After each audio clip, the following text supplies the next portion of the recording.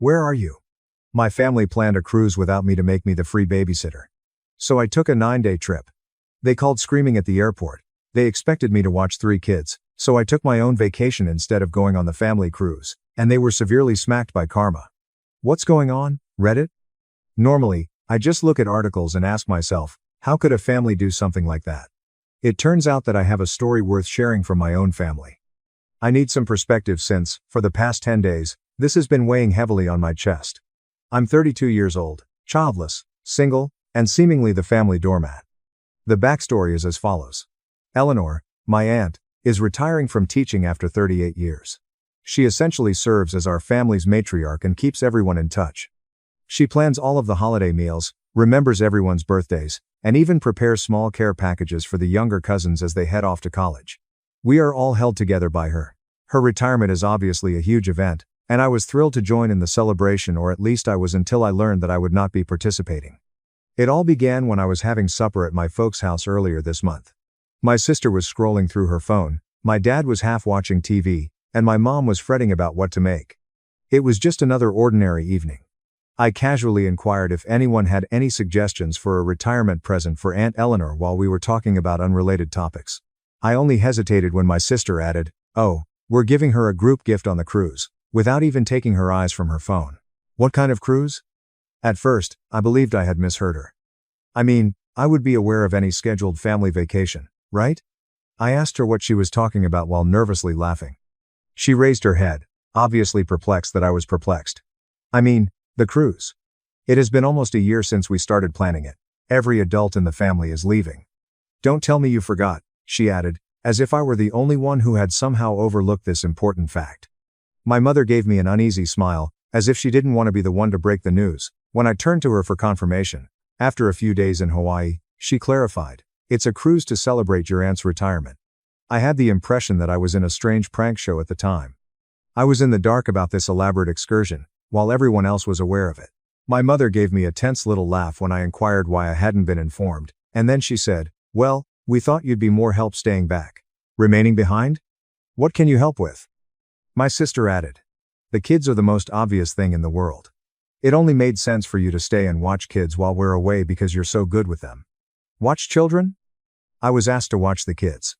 I'll paint the picture here now. There are 3 children under 5 between my sister, my cousin, and my other cousin.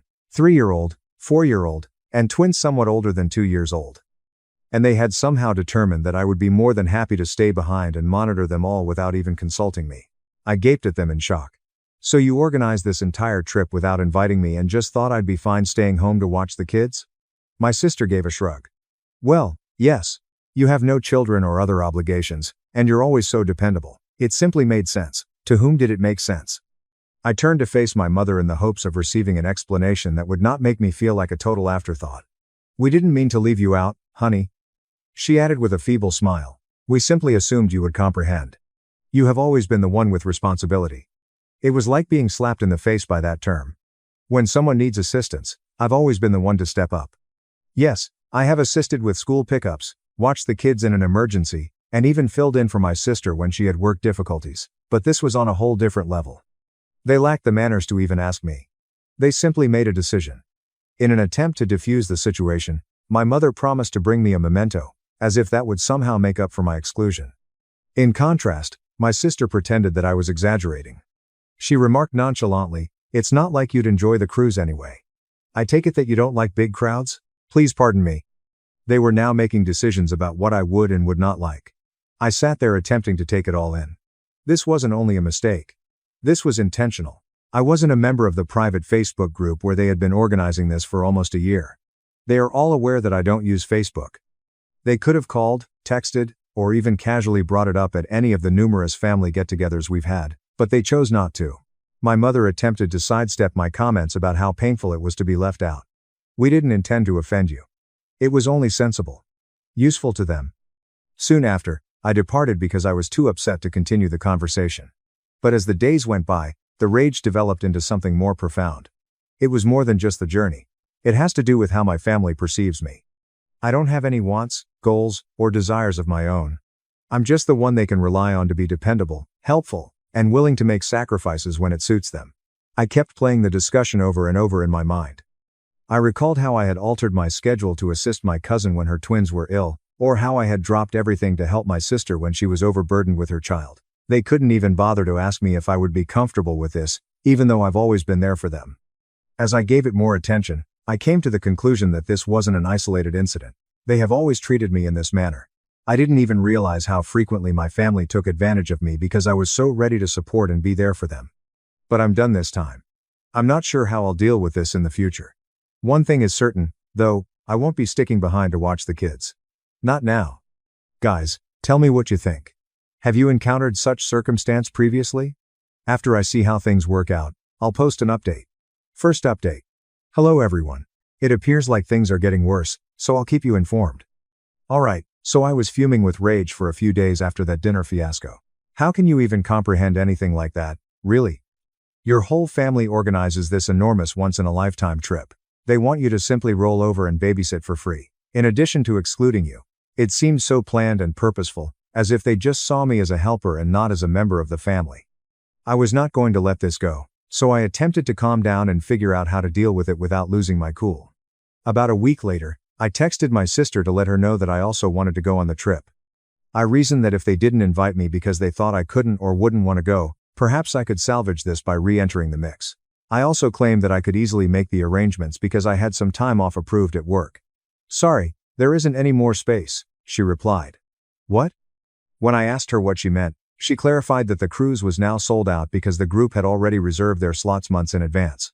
She mentioned that they couldn't precisely alter their plans at this time and that it was difficult enough to organize everything for everyone who had RSVP'd. I informed her that if I wasn't on the group reservation, it didn't matter. I would purchase my own ticket. I could get lodging on my own. Hell, if it came to that, I would even take a separate plane to Hawaii and meet them there. Even though I was still upset about being left out in the first place, I was making an effort to make it work. Well, if you do decide to come, you would need to figure out childcare first, she said to me. There it came, the presumption once more. We already planned on you staying back with the kids. I politely informed her that I hadn't been asked to babysit in the first place. I argued that it was unfair to leave me out and then force childcare on me as though that were my exclusive responsibility in this household. I informed her that it wasn't fair to exclude me from such a significant occasion and that I wanted to join in celebrating Aunt Eleanor. Her response was a clumsy apology that didn't even seem genuine. It was just an oversight, she claimed. We had no intention of hurting you. But it's not like we can change anything now, he continued. I was done being polite at this point. Everything was already set. I made it clear to her that I wasn't watching them and that it wasn't my concern if they couldn't find someone else. As if that somehow excused their actions, she became defensive and began to say things like, "We all have kids. And you were the only one who doesn't." I assured her that was not my fault nor my duty. You had almost a year to tell me about this trip, and you chose to use me instead of including me, I remarked. She stopped answering after saying, "That's not fair, and I'm not going along with it." She simply handed the reins to my mother, which surprised me because I thought perhaps she had recognized how messed up this whole situation was. My mother contacted me the following day, and even before she spoke, I could hear the guilt trip in her voice. I just don't want there to be bad blood in the family, she began with a well-known statement. I assured her it had nothing to do with animosity. It has to do with respect. I argued that it was unfair to leave me out of something so significant, and then ask me to make up the difference so that everyone else could enjoy themselves. I nearly lost it when she remarked, "Families help each other out." Exactly, I replied.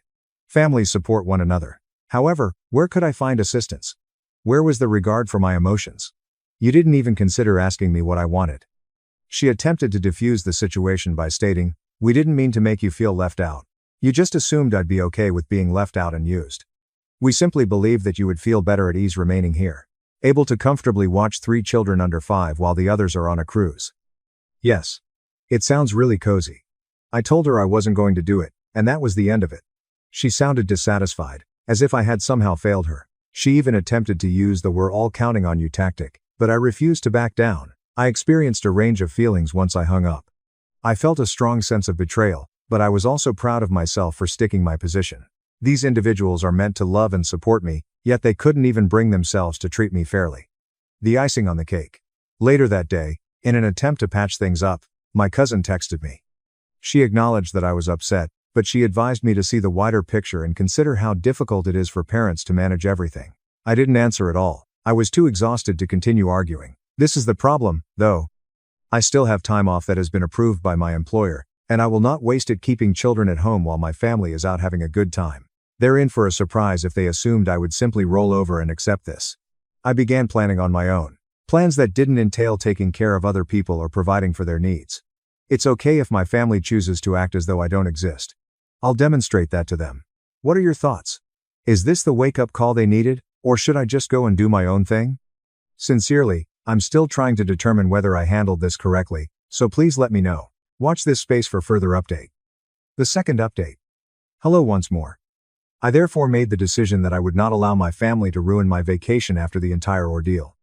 They sought to deny my existence. Alright. I could also play that game. I would make sure I wasn't sitting at home pouting if they were all enjoying the time of their lives on a cruise. I therefore began organizing my own travel. Initially, I was just trying to convince myself of something. However, I came to the realization that I truly required this. I couldn't recall the last time I went on a solo vacation. All of the trips I had taken in the previous few years had been for job, family obligations, or accompanying someone else to assist them. It was supposed to be different this time. I made the decision to go to the mountains. A coworker told me of a modest cabin rental that is quiet, comfortable, has great hiking paths, and has a hot tub with a view of a valley. It had a heavenly tone. I reserved it for 9 days without telling anyone. I packed up my car, put my phone on quiet, and headed off the day before my family's major cruise departure. I didn't let anyone know I wouldn't be available or say goodbye. I reasoned that I didn't have to give them an update on my plans if they couldn't bother to include me in theirs. I really needed the drive up to the cabin. Winding roads, rolling hills, and the kind of silence that allows you to breathe at last. I was astounded by how flawless it looked when I arrived. With large windows, a deck that looked out over the forest, and a stone fireplace, the cottage was small but attractive. I did nothing but unwind on the first day. I wasn't worrying about anyone else for the first time in what seemed like an eternity. Just myself, no family conflict, no errands to run, and no kids to babysit. Naturally, though, the tranquility was short-lived. My phone began to blow up the morning of the trip. When I checked it later, I could still see the missed calls and texts accumulating even though I had disabled notifications. My mother was the first. When are we able to drop the children off? Everyone is preparing to leave. Then, with the car seats, we're headed to your house, my sister. Go home. Alright. Next, my cousin. Are you ignoring us, please? We're in a bit of a hurry. I didn't reply to any of it.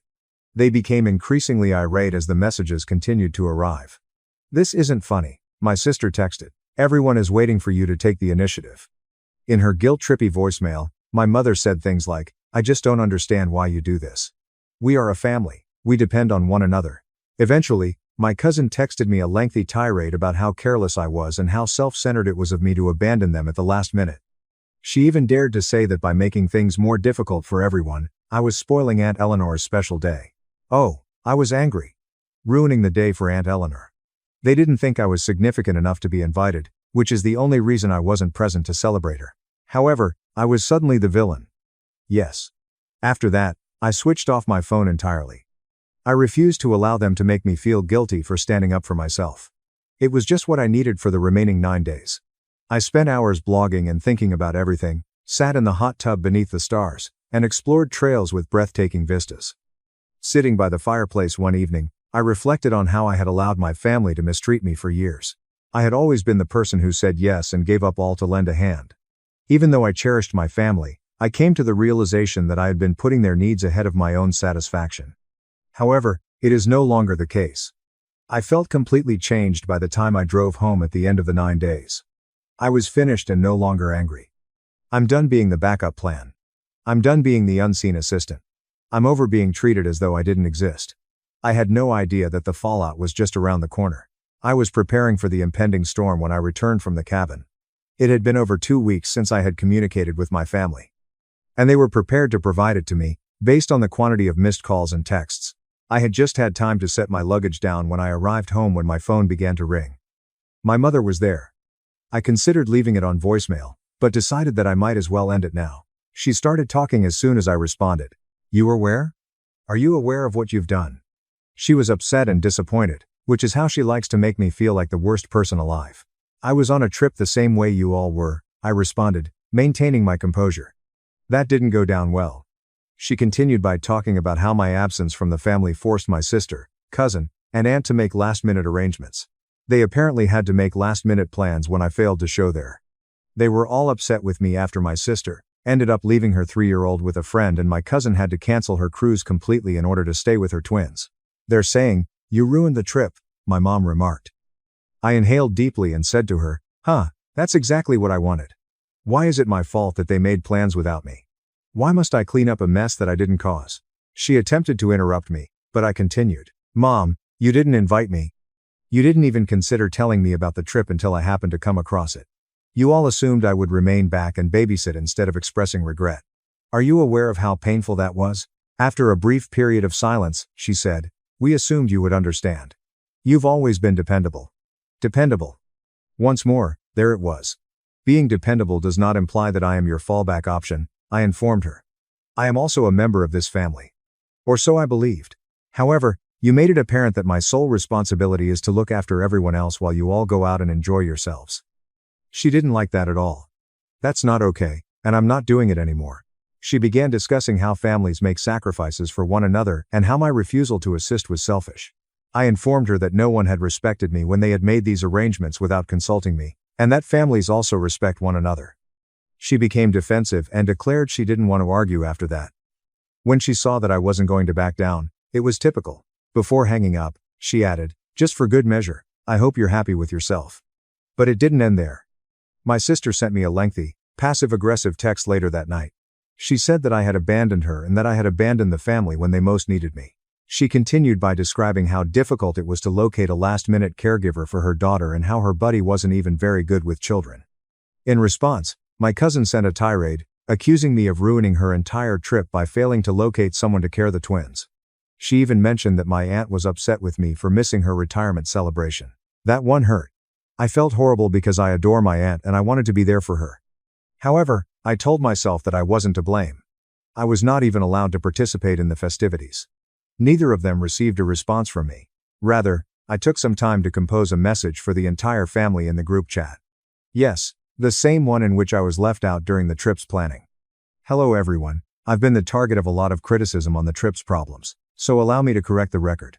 First, I didn't receive an invitation to the cruise. I didn't know about it till I happened upon it. That was painful on its own. However, I was expected to watch the kids without being asked. Second, I am not accountable for resolving issues arising from your own presumptions. You ought to have asked for my assistance if you required it. I'm not your free nanny, I'm a member of this family. Finally, I must establish some limits. From now on, people must ask me directly if they need my assistance. Additionally, it will cease if I say no. I refuse to be coerced or guilt-tripped into doing anything against my will.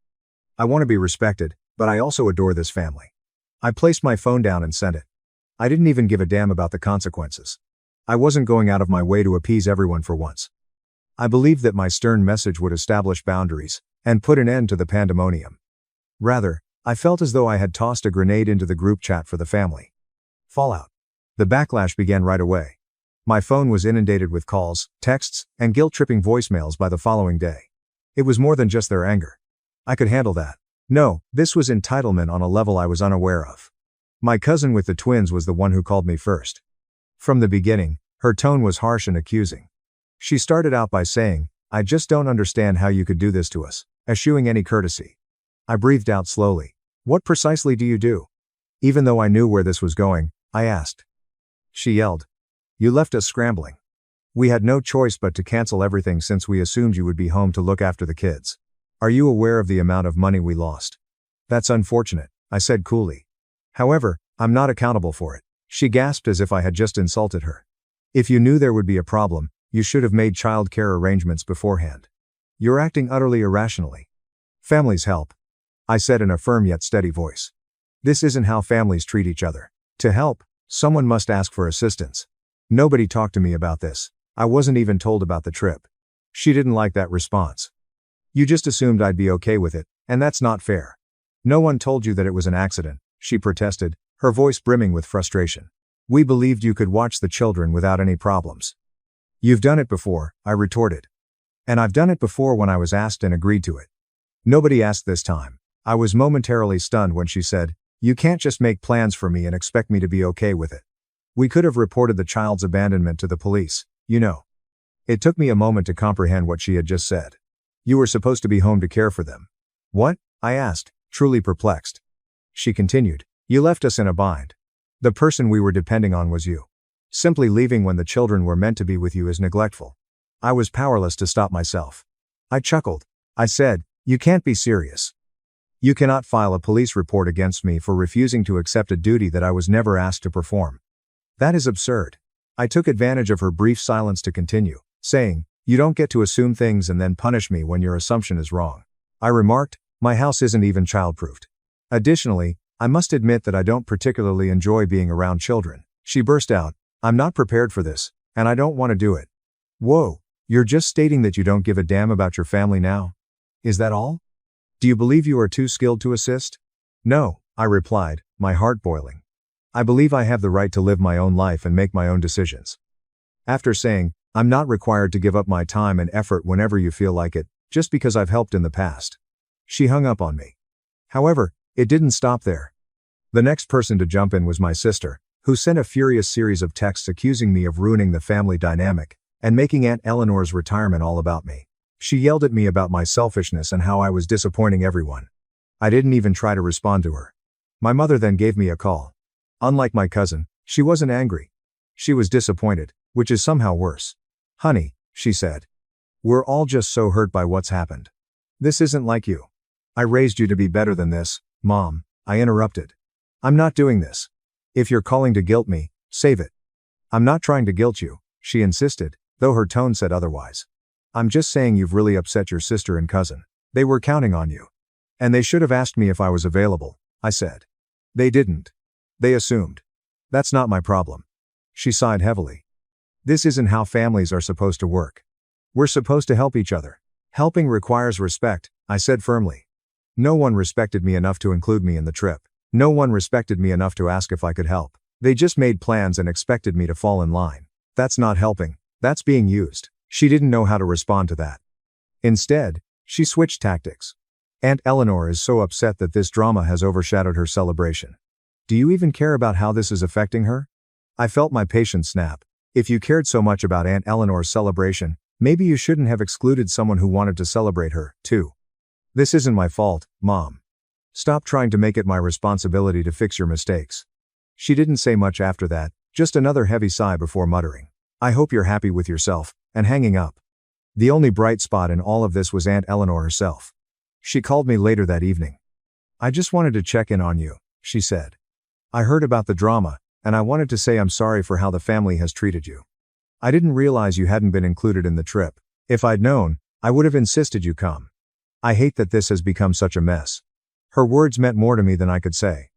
I thanked her, and for the first time in days, I felt a little lighter. As for the rest of my family, I've been sitting here staring at my phone, wondering if I should just turn it off and walk away from all of it. Part of me thinks I should let them know exactly how I feel. Lay it all out so there's no confusion. But the other part of me is just so tired. Tired of the arguments, the guilt trips, the feeling that nothing I say will ever make a difference. Maybe it's time to just stop trying and let them figure things out without me. I don't know. What would you guys do? Let me know in the comments, and I'll keep you updated. Final update. Hey everyone, thanks for all your support. I came with a final update just to let you know my final decision. So, after the chaos of the past few days, it became painfully clear that my family wasn't going to change. No amount of explaining or boundary setting would make them see me as anything other than the reliable one, the person they could lean on without ever considering my feelings or needs. I had hoped things might calm down after Aunt Eleanor's kind words and my firm message in the group chat, but that wasn't the case. My sister's vague Facebook posts about toxic family members continued, with comments like, some people forget what loyalty means, flooding in from her friends. My cousin was still sending passive-aggressive texts, though I stopped reading them after the first couple. Even my mom, who had shown a flicker of self-awareness during our last conversation, was back to guilt-tripping me every chance she got. It was exhausting. I found myself lying awake at night replaying every argument, every accusation, and every moment when they tried to make me feel small. I kept asking myself, was this worth it? Could I keep putting up with this kind of treatment? The answer was no. For years, I had bent over backward to be the good daughter, the helpful sister, the reliable cousin. But what had that gotten me? Exclusion, disrespect, and entitlement. I realized I couldn't keep pouring myself into people who only saw me as a convenience. It was time to cut ties. I made the decision to call my mother. She was the most difficult to deal with because I still loved her in spite of everything. However, love was insufficient to excuse her treatment of me. She picked up on the first ring when I called her. Her voice was already brimming with relief as she said, "Honey. Thank you so much for calling. Let's move on from this, shall we?" "This isn't a fight, Mom," I said, maintaining a composed yet firm tone. "I don't want to fight anymore. I'm telling you this because I need space. Much of it." "What does that signify?" she inquired. I said, "It means I can't keep doing this. I can't be a part of a family that doesn't respect me, even though I love you. Whenever I try to defend myself, I get accused of guilt tripping and other things. I'm worthy of better." Her voice cracked. "What the heck? Are you simply going to leave me? From everyone, including your sister? If maintaining my tranquility requires it." "Yes," I replied. She said, sounding desperate now, "You can't mean that. Families argue. We act in that manner. However, we overcome it. You don't simply interrupt others." I said, "I've been working through it for years. And it has only caused me pain. I'm finished." She sobbed. She pleaded. I didn't falter, though. She finally hung up on me after realizing I wouldn't back down. I just blocked my sister and cousin and didn't return their calls. To my surprise, it was silent instead of the angry message I half expected from my mother or another family member. Perhaps they've finally figured it out. I experienced a mixture of relief and melancholy during the first few days. It was difficult for me to break off my family ties. I had grown up with these people, shared holidays with them, and relied on them in difficult times. However, I also realized that the majority of those memories were biased. They had hardly ever returned the favors I had lavished upon them. Now that I'm on my way, I'm concentrating on the people who genuinely see me and appreciate me for who I am rather than just what I can accomplish for them. It is both painful and liberating. I want to thank everyone for their amazing support. I found the strength to make my own decisions thanks to this community. Everyone, be careful. Run. My wife said at Grandma's 88th birthday. We called 911. Cops found Uncle sedating her to steal the estate. He was arrested on the spot. On my grandmother's 88th birthday, my wife said, "Grab your bag. We're leaving." Minutes later, in the car, she closed the doors and shivered. Something is wrong in that house. I contacted the cops. What they discovered caused my entire family to panic. My wife's fingers dug into my forearm deeply enough to leave marks. "We need to leave," Claire said quietly, her breath hot against my ear. "Right now, don't ask questions." We were standing in my grandmother's living room during her 88th birthday party. "Just grab your coat and walk out." 46 individuals packed into the house. Aunts, uncles, cousins, and neighbors. A large sheet cake was on the dining room table. White frosting with pink roses spells out Happy 88th Grandma Margaret. Mylar balloons banged against the ceiling. Someone's child was weeping in the kitchen. Frank Sinatra performed on the antiquated stereo system. Normal. Everything was normal except that Claire's face was the color of paper. Her hands were trembling, and she was pushing me toward the door as if the house was on fire. "Claire, what? Not here." Her voice crackled. "Please, Aaron, trust me, we need to leave right now." Claire and I had been married for 7 years. I'd watched her remain cool through job loss, her father's death, and a vehicle accident that ruined our Honda. I hadn't seen her look like this before. She was terrified and horrified, like if she had witnessed something supernatural. I gathered our coats from the pile on the guest bed, made excuses to my Aunt Susan about Claire being sick, and walked out the front door into the cold November evening, Claire's hand gripping mine like a vice. She didn't say anything until we were in the car, the doors were secured, and she started the engine and drove away from the curb. Then she sat there at the first stop sign, grasping the steering wheel and breathing like if she had just completed a marathon. "Claire, what the hell is going on? There's something horribly wrong in that house." She looked straight ahead at the empty street. "Your Uncle Douglas and your cousin Lauren." I overheard them talking in the office. My stomach fell. "What are we talking about?" "Your grandmother." She turned to face me, tears in her eyes. "Aaron, they are drugging her. They're snatching everything there." Her voice cracked. "They're destroying her." The world shifted sideways. I had known my Uncle Douglas my entire life. He was my father's older brother, 61 years old, and worked in real estate. He resided in a large mansion in Riverside. He'd been helping to care for Grandma Margaret for the past 4 years, ever after Grandpa died, and she'd begun to struggle on her own. Lauren, Douglas's 32-year-old daughter, worked as a paralegal, lived with Douglas, and assisted him with his grandmother's affairs. They were family. They were the nice people. They showed up. They ensured that Grandma attended her doctor's appointments, paid her bills on time, and did not fall behind on her medicine. That's insane, Claire. Douglas has been. I heard them. Her voice was still now, sharp. Certain. I went seeking for a restroom. The hallway bathroom was occupied. Someone informed me that there was another one down the hall. The office door was cracked open. I heard Douglas's voice. What did he say? She signs tonight whether she wants it or not. Claire's fists gripped the steering wheel tightly. Lauren then stated, I already forged the last set. She was too perplexed to notice. My mouth became dry. Douglas mentioned something about lawyers, time, and making sure everything was transferred before anyone caught on. Lauren then added. Claire closed her eyes.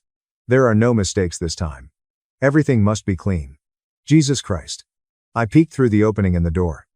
The desk is covered in papers, legal documents, and property transfers. I saw power of attorney paperwork and a will, all dated within the last 3 weeks. I sat there, trying to digest everything and make sense of it. Perhaps it is genuine estate planning. Perhaps Grandma asked them to. Aaron. Claire gripped my face, forcing me to look at her. Where is your grandmother now? I thought about it, picturing the party, the crowded living room, the packed dining room, and the kitchen where the children were playing. I hadn't seen Grandma since we arrived. Douglas said she was resting. I explained gently. That the gathering provided too much stimulus, and that she required quiet time in her room. She is 88 years old and attending her own birthday party. She becomes fatigued. When was the last time you saw her? Have you talked to her? I tried to remember. Thanksgiving. 4 weeks ago. How did she appear? I'm tired. Confused. She repeatedly asked the same questions. Douglas claimed that was natural aging. Perhaps early dementia. Claire restarted her car, drove 3 blocks, and turned into a 7-Eleven parking lot. Call the cops, Claire. Call them right now. Inform them that you have grounds to think an elderly woman is being abused. Inform them you overheard a conversation concerning fake documents. Tell them you need a welfare check right away. What if I'm wrong, and you're right? She took my hand. What if we drive away right now and they ask her to sign anything tonight? What happens if she wakes up tomorrow to find her house gone? Her money is gone. Her entire life is gone. I took out my phone. My hand was so shaky that I couldn't dial. 911. The dispatcher answered on the second ring. 911. What is your emergency? I need to report potential elder abuse. My grandmother. I believe my uncle is drugging her and fabricating paperwork. What is the address, sir? I provided them Grandma's address and recounted what Claire overheard. The dispatcher's voice became sharper, more concentrated. Officers are en route. ETA. 10 minutes. Stay on the line. Are you currently at the location? No, we've departed. We're 3 blocks away. Is the accused abuser still at the home? Yes, it is a birthday celebration. There are 44 individuals present. Sir, do not return to the residence. Wait for the officers to arrive. Can you meet them on the corner? We drove back, parked across the street from Grandma's house, and watched the party from the windshield, lights on in every window, figures moving past curtains. Someone unlocked the front door, probably to leave, and music poured out. Laughter, the sound of celebration. Claire grabbed my hand. Neither of us spoke. At 7:52 p.m. 3 police cruisers entered the street. The lights are off, and there are no sirens. They drove up in front of the home. 5 cops exited. 2 people approached the front door. 2 went around the back. 1 remained by the car. The officer in the front pressed the doorbell. A long pause. The door opened. I recognized my Aunt Susan's figure in the doorway. She appeared bewildered. One of the officers showed her his badge and began talking. Oh God, I whispered. What if we were wrong? We're not wrong, Claire replied. Susan stepped aside and let the officers to enter. The front door remained open, more silhouettes and raised voices now. The music was stopped off. Then, one of the officers dashed back outside, spoke hurriedly into his radio, and ran back inside. That's not good, Claire remarked. 2 minutes later, an ambulance appeared on the street, lights blazing. It pulled into Grandma's driveway. Paramedics grabbed equipment and dashed inside. My stomach fell through the floorboards of the automobile. Aaron, I'm so sorry, Claire said quietly. I'm so sorry. I couldn't breathe or think, just watched as more officers arrived, yellow tape was put up, and neighbors stepped out onto their porches. My family members began filing out of the house, puzzled and afraid, and gathered on the front lawn. The 4th police car arrived. This one said detective on the side. A woman in plain clothes emerged. Late 40 seconds, black, with a notebook. She went straight in. The paramedics returned around 8:19 p.m. They had a stretcher. Someone was on it, little and feeble, with an oxygen mask and an IV that was already running. Grandma Margaret. I got out of the car before I realized I was moving. Running across the street. A uniformed officer apprehended me before I could reach the ambulance. Sir, you need to remain back. That is my grandmother. What has happened to her? Are you Aaron Cole? Yes. Dispatch reported that you called this in. I need you to speak with Detective Alvarez. She's inside. I need to visit my grandmother. The paramedics are caring for her. She is stable. But I need you to speak with the investigator right now. He took me into the house. The living room was now empty, save for 3 officers, the detective, and my Uncle Douglas. Douglas noticed me. In barely a second, his expression changed from astonished to outraged. You. He took a step towards me. An officer stopped him. You called the cops on your own family. Cole, step back, the officer instructed. What have you told them? What lies have you made up? Detective Alvarez. I could see her name tag. Now, step between us, Mr. Cole, I will need you to calm down. And you? She stared at me. Aaron Cole. Yes. Come with me. She took me into the office. Claire had been correct. The desk was covered with paperwork, legal documents neatly stacked, a laptop open, file folders labeled and structured like a corporate filing system. Walk me through what happened, Detective Alvarez requested. I told her right away that Claire had overheard the exchange. About the fake documents, about Grandma being hidden in a back room at her own birthday party. Where is your wife now? In the car. I'll need her statement as well. But first, what do you know about your grandmother's medical condition? Douglas handles all of her medications. He has power of attorney for healthcare. When did he obtain it? I do not know. A year ago, maybe longer. She agreed and took notes. Your grandmother was found in the rear bedroom. She was deeply sedated and scarcely responsive. The paramedics discovered an empty prescription bottle on the bedside. Margaret Cole was prescribed zolpidem, which is the generic version of Ambien. According to the label, it was filled 6 days prior, 28 pills. The bottle is empty. My legs became weak. I sat down firmly in the office chair. 28 tablets in 6 days. I stated that the typical dose is 1 pill at bedtime. Someone has been giving her 5 medications every day to keep her obedient. That's what it looks like. We're doing blood testing right now, but based on her presentation, slurred speech, bewilderment, and difficulty to stay awake, I'd say she's been over-sedated for days, if not weeks. I took a close look at the documents on the desk.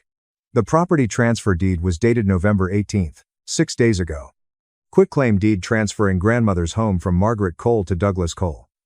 Notarized, and signed with Grandma's signature. Except I had seen Grandma's autograph my entire life. Christmas cards and birthday checks. This one was unsteady. Wrong. The letters are too huge. The angle is completely off. That's not her signature. I said. Detective Alvarez grabbed the document with gloved hands.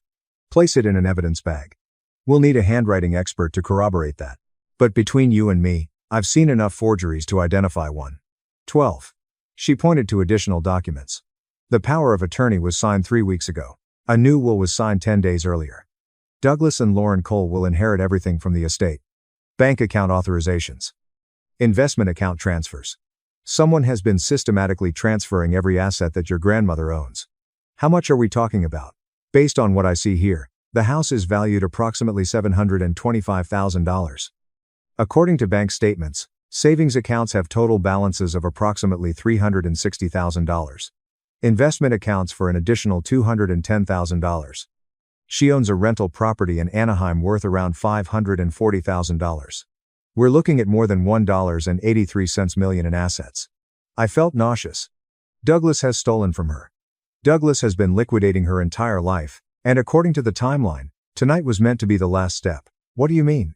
She pointed to the calendar on the desk. Tonight was November 24th, and it had been circled in red. Marginal notes, final signatures, escrow transfer, and account closure on Monday. Banks open on Monday. If everything had been signed tonight, Douglas could have walked into the bank with power of attorney on Monday morning and drained all of the accounts. The house sale was scheduled to close on Tuesday. By Wednesday, your grandma would have had nothing. Oh my God, Mr. Cole, I have a question. Did any other members of your family know about this? I do not know. My Aunt Susan saw the papers weeks ago. Douglas informed her that it was estate planning. Is anyone else suspicious? Can you help Douglas? Are you covering for him? His daughter, Lauren.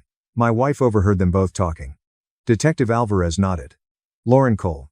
She's being questioned by another cop right now. There was shouting from the outside. Douglas was ranting at officers on the front yard, and I saw him through the glass. My family members stood in bunches on the pavement, watching, puzzled, terrified, angry. What happens now? I asked. Now we're arresting Douglas and Lauren Cole for elder abuse, fraud, forgery, and theft. We seize all documents for proof. We transport your grandma to the hospital for a thorough examination, and we begin undoing any damage they've caused. Can you fix it if they've already transferred things? The majority of it. Banks are fairly competent at reversing fraudulent transfers once we demonstrate incompetence and forgery. The house sale might be stopped. It has not closed yet. We'll get the majority of it back, but it will take time. I heard Claire's voice outside, making her testimony to an officer. I could see her through the window, arms wrapped around herself, still shaking. Your wife saved her life, Detective Alvarez explained calmly. If she hadn't heard that conversation, and you hadn't called when you did, this would have been done by midnight. Clean transfer. Legal papers. By the time anyone figured it out, the money would be vanished. Douglas would have dumped her in a nursing facility, most likely without any assets to pay for it. Medicaid facility. She would have perished in a nursing home, believing her family had abandoned her. I buried my face in my hands. He's my uncle. I have known him my entire life. That's normally how things go. Almost typically, elder abuse comes from within the family. The people with access, the people who can be trusted. She closed her notebook. Come on, let us get you outside. We strolled out onto the front lawn. You're going to want to be there when they take your uncle into custody. The entire family was present now. My father, Douglas's younger brother, stood near the street, face white with astonishment. My Aunt Susan was crying. Cousins murmured to one another. The neighbors watched from their porches. Douglas stood in the center of it all, disputing with two officers. This is ridiculous. I am her son. I am taking care of her. These are all valid estate planning agreements. Sir, your mother was discovered highly sedated. The prescription bottle shows that she should have had 22 tablets left. It's empty. She must have taken more. She's been confused recently. That's why we need the power of attorney. Sir, we found forged signatures on multiple documents. I was helping her sign documents. She has arthritis. Lauren emerged, led out by another cop, and she begged me to guide her hand. Her hands were handcuffed behind her back. She was crying, mascara dripping down her face. Dad, tell them, she yelled. Douglas twisted his face. Tell them we were just helping Grandma. Shut up, Lauren. You claimed she wouldn't remember. You mentioned it was easy money. You said, I said shut up. The entire family remained silent. 46 individuals are standing on that lawn. Everyone who hears Lauren blames her father. Everyone understood what had happened. My Aunt Susan broke first. I started sobbing. Loud, horrible, heartbreaking sobs. I saw the newspapers. I saw them few weeks ago. Douglas described it as estate planning. I believed him. Oh, God. I believed him. My father approached Douglas, his older brother. His face was stone. How could you do this to Mom?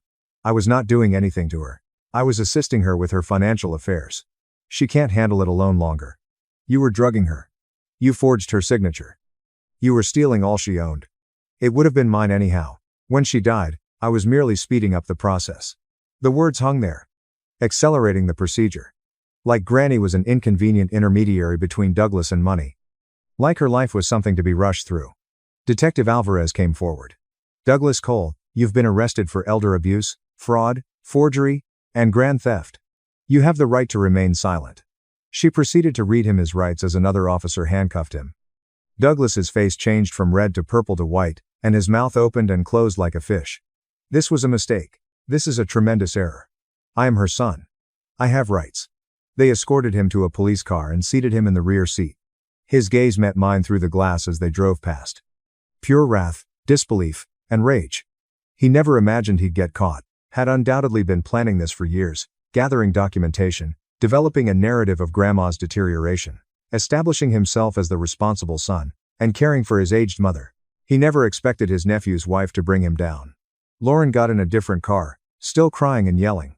I did not want to do it. He made me. He claimed Granny would die soon anyway. He said it wasn't really stealing. The automobiles drove away. The yellow tape remained up.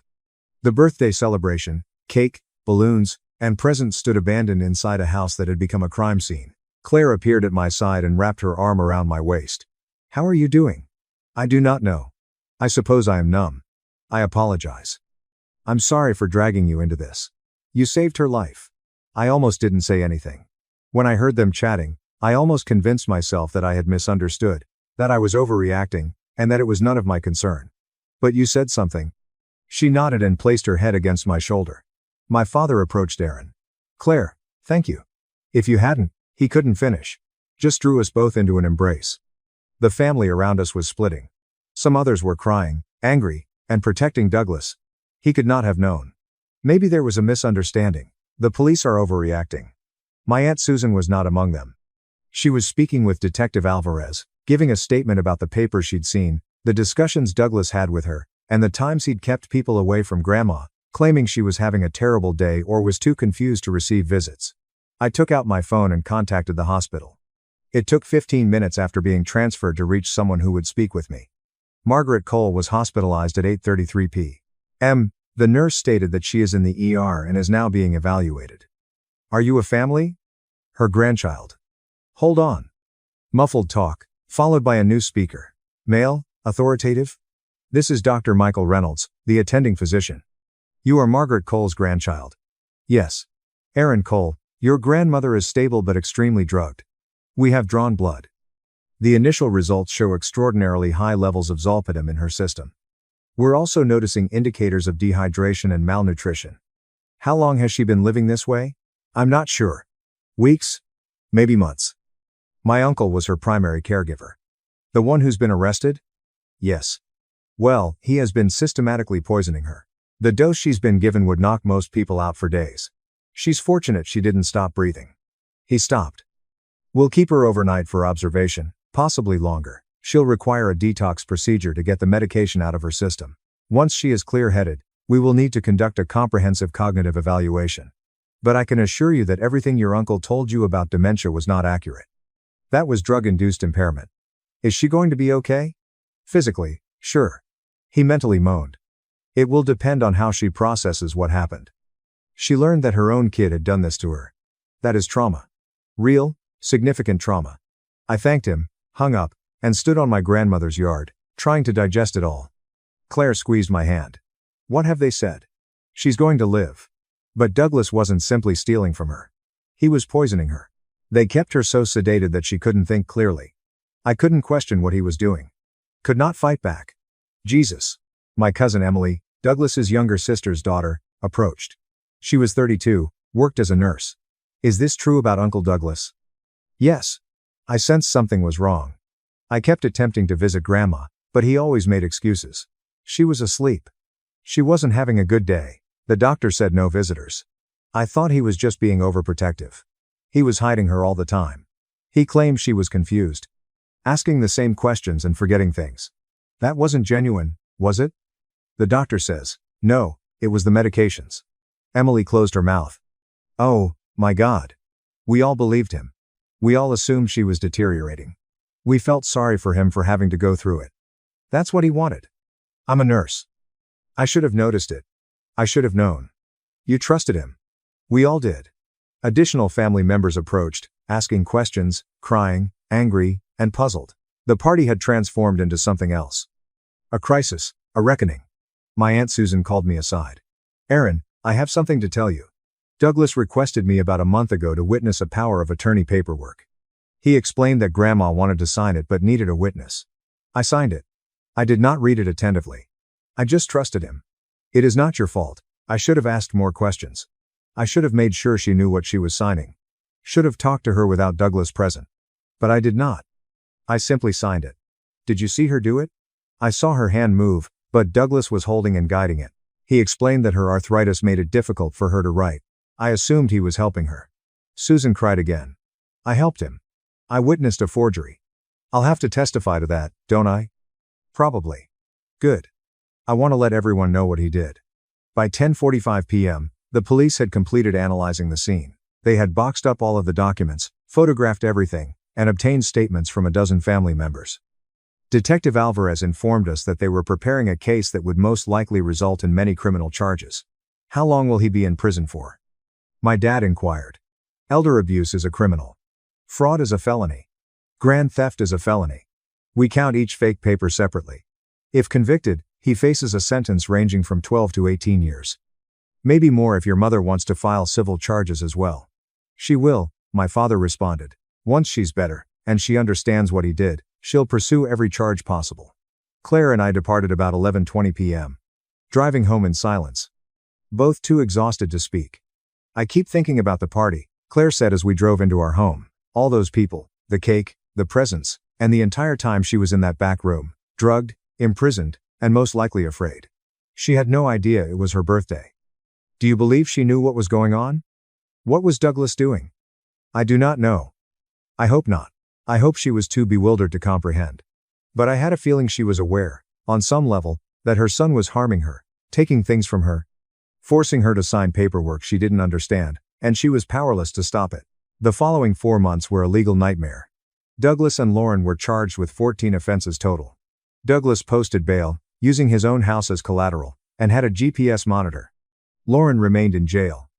She couldn't afford her $120,000 bond. The forensic accountant's report was terrible. Douglas stole $912,000 over 22 months. He'd been faking grandma's signature on checks, sending wire transfers, selling off her investments, and pocketing the money. The final element was the property sale, which added $725,000 to his overall steal of $1.65 million. He had spent the majority of it on new automobiles, a boat, gambling debts, and a property in Mexico. By the time authorities apprehended him, he had approximately $185,000 left. Grandmother spent 17 days in the hospital. The detoxification was difficult. She experienced withdrawal symptoms from the medication, including bewilderment, anxiety, and night terrors. Dr. Michael Reynolds compared it like coming off a month-long bender. When she finally cleared, and her mind was sharp again, the cognitive evaluation revealed that she was fine. There was no dementia or cognitive impairment, simply an 88-year-old mother who had been drugged on a systematic basis by her son. I paid her a visit on day 18. She was sitting up in bed, looking more like herself, thinner than I remembered, frailer, but with clear eyes. Aaron. She began as I entered, they told me what you and Claire did. Claire figured it out. I've just made the call. You saved my life. Her voice broke. My own son was killing me, and you saved me, Grandma. Douglas came to see me 2 days before the party, she added softly. I was not as high that day. I was able to think clearly for several hours. He brought me paperwork to sign. I asked what they were. He mentioned estate preparation, which would make things easier after my death. But I did look at one of them. It was an act. I'm transferring my house to him. I refused to sign. I informed him that I wanted my own lawyer to review everything. He became angry. He was so angry that he accused me of being difficult, confused, and unable to understand what I was reading. She looked at me. That night, he handed me some more tablets. I can't recall much after that. It's just fog. Days of fog. I woke up in the hospital. He was planning to grab everything. I am aware. The cops showed me all of the fake documents. My handwriting, but not my own. He practiced it. I mastered the art of replicating my own signature. It's over now. He can't hurt you anymore. My own son. She began to cry. Quiet tears. I gave birth to him, raised him, loved him his entire life, and he looked at me and saw nothing but money. She was holding my hand. I didn't know what to say because she was correct. Douglas had viewed his mother as an impediment, a nuisance, a barrier to be broken. The lawyer says I can get most of the money back, Grandma said. Banks are reversing transfers. Insurance may pay some of the remainder, but Aaron, money isn't important. What matters is that I am alone now. I have 2 sons. Your father is fantastic, but Douglas, she shook her head, is dead to me. I'll never speak to him again, and that means I've lost a son. You didn't lose him. He lost you by choice, through his own actions. I keep thinking about Lauren. She helped him. My granddaughter. I used to babysit her. I taught her how to ride a bike, and she faked my signature. She assisted her father in drugging me. Steal from me. She is also facing charges. She'll go to prison. Good. The severity in her voice astonished me. They should both go to prison. They should both suffer for what they did. The trial took place in March. Douglas pled not guilty. Lauren accepted a plea agreement and testified against her father in exchange for a reduced sentence. Her testimony was heartbreaking. She told how Douglas began preparing this 4 years ago, shortly after Grandpa died, how he progressively raised Grandma's meds, left a paper trail of disorientation and memory difficulties, and positioned himself as the competent caregiver so no one questioned his authority. She admitted to faking signatures at least 37 times in 22 months. She practiced on sheets of paper, copying her grandmother's handwriting until it was perfect. Douglas is peeking over her shoulder, coaching. Shakier, she's older. Make it look shakier. She explained the parties. How Douglas would drug Grandma more on days when family was visiting, put her in the back bedroom, and tell everyone she was having a difficult day. All to give the impression that she was declining, and she revealed the plan for that last night. The birthday celebration was covered. Everyone gathered, preoccupied, as Douglas had Granny sign the final forms in the rear bedroom. If Claire hadn't heard them, and we hadn't called the cops, it would have worked. The jury deliberated for 5 hours before finding Douglas guilty on all counts. Elder abuse, fraud, forgery, grand theft, and financial exploitation of the elderly. Sentencing occurred 10 weeks later. The judge, a lady in her 60 seconds, had definitely seen enough of this type of case. Mr. Cole, she replied, glancing at Douglas through her spectacles. You repeatedly mistreated, drugged, and robbed your mother. You did this over the course of 22 months. You requested your daughter's assistance. You manipulated the entire family. You made intricate lies to conceal your crimes. You displayed no regret, empathy, or awareness that your mother is a human being worthy of decency and respect. Douglas stood there in his orange jumpsuit, GPS monitor on his ankle, appearing smaller than I'd ever seen him.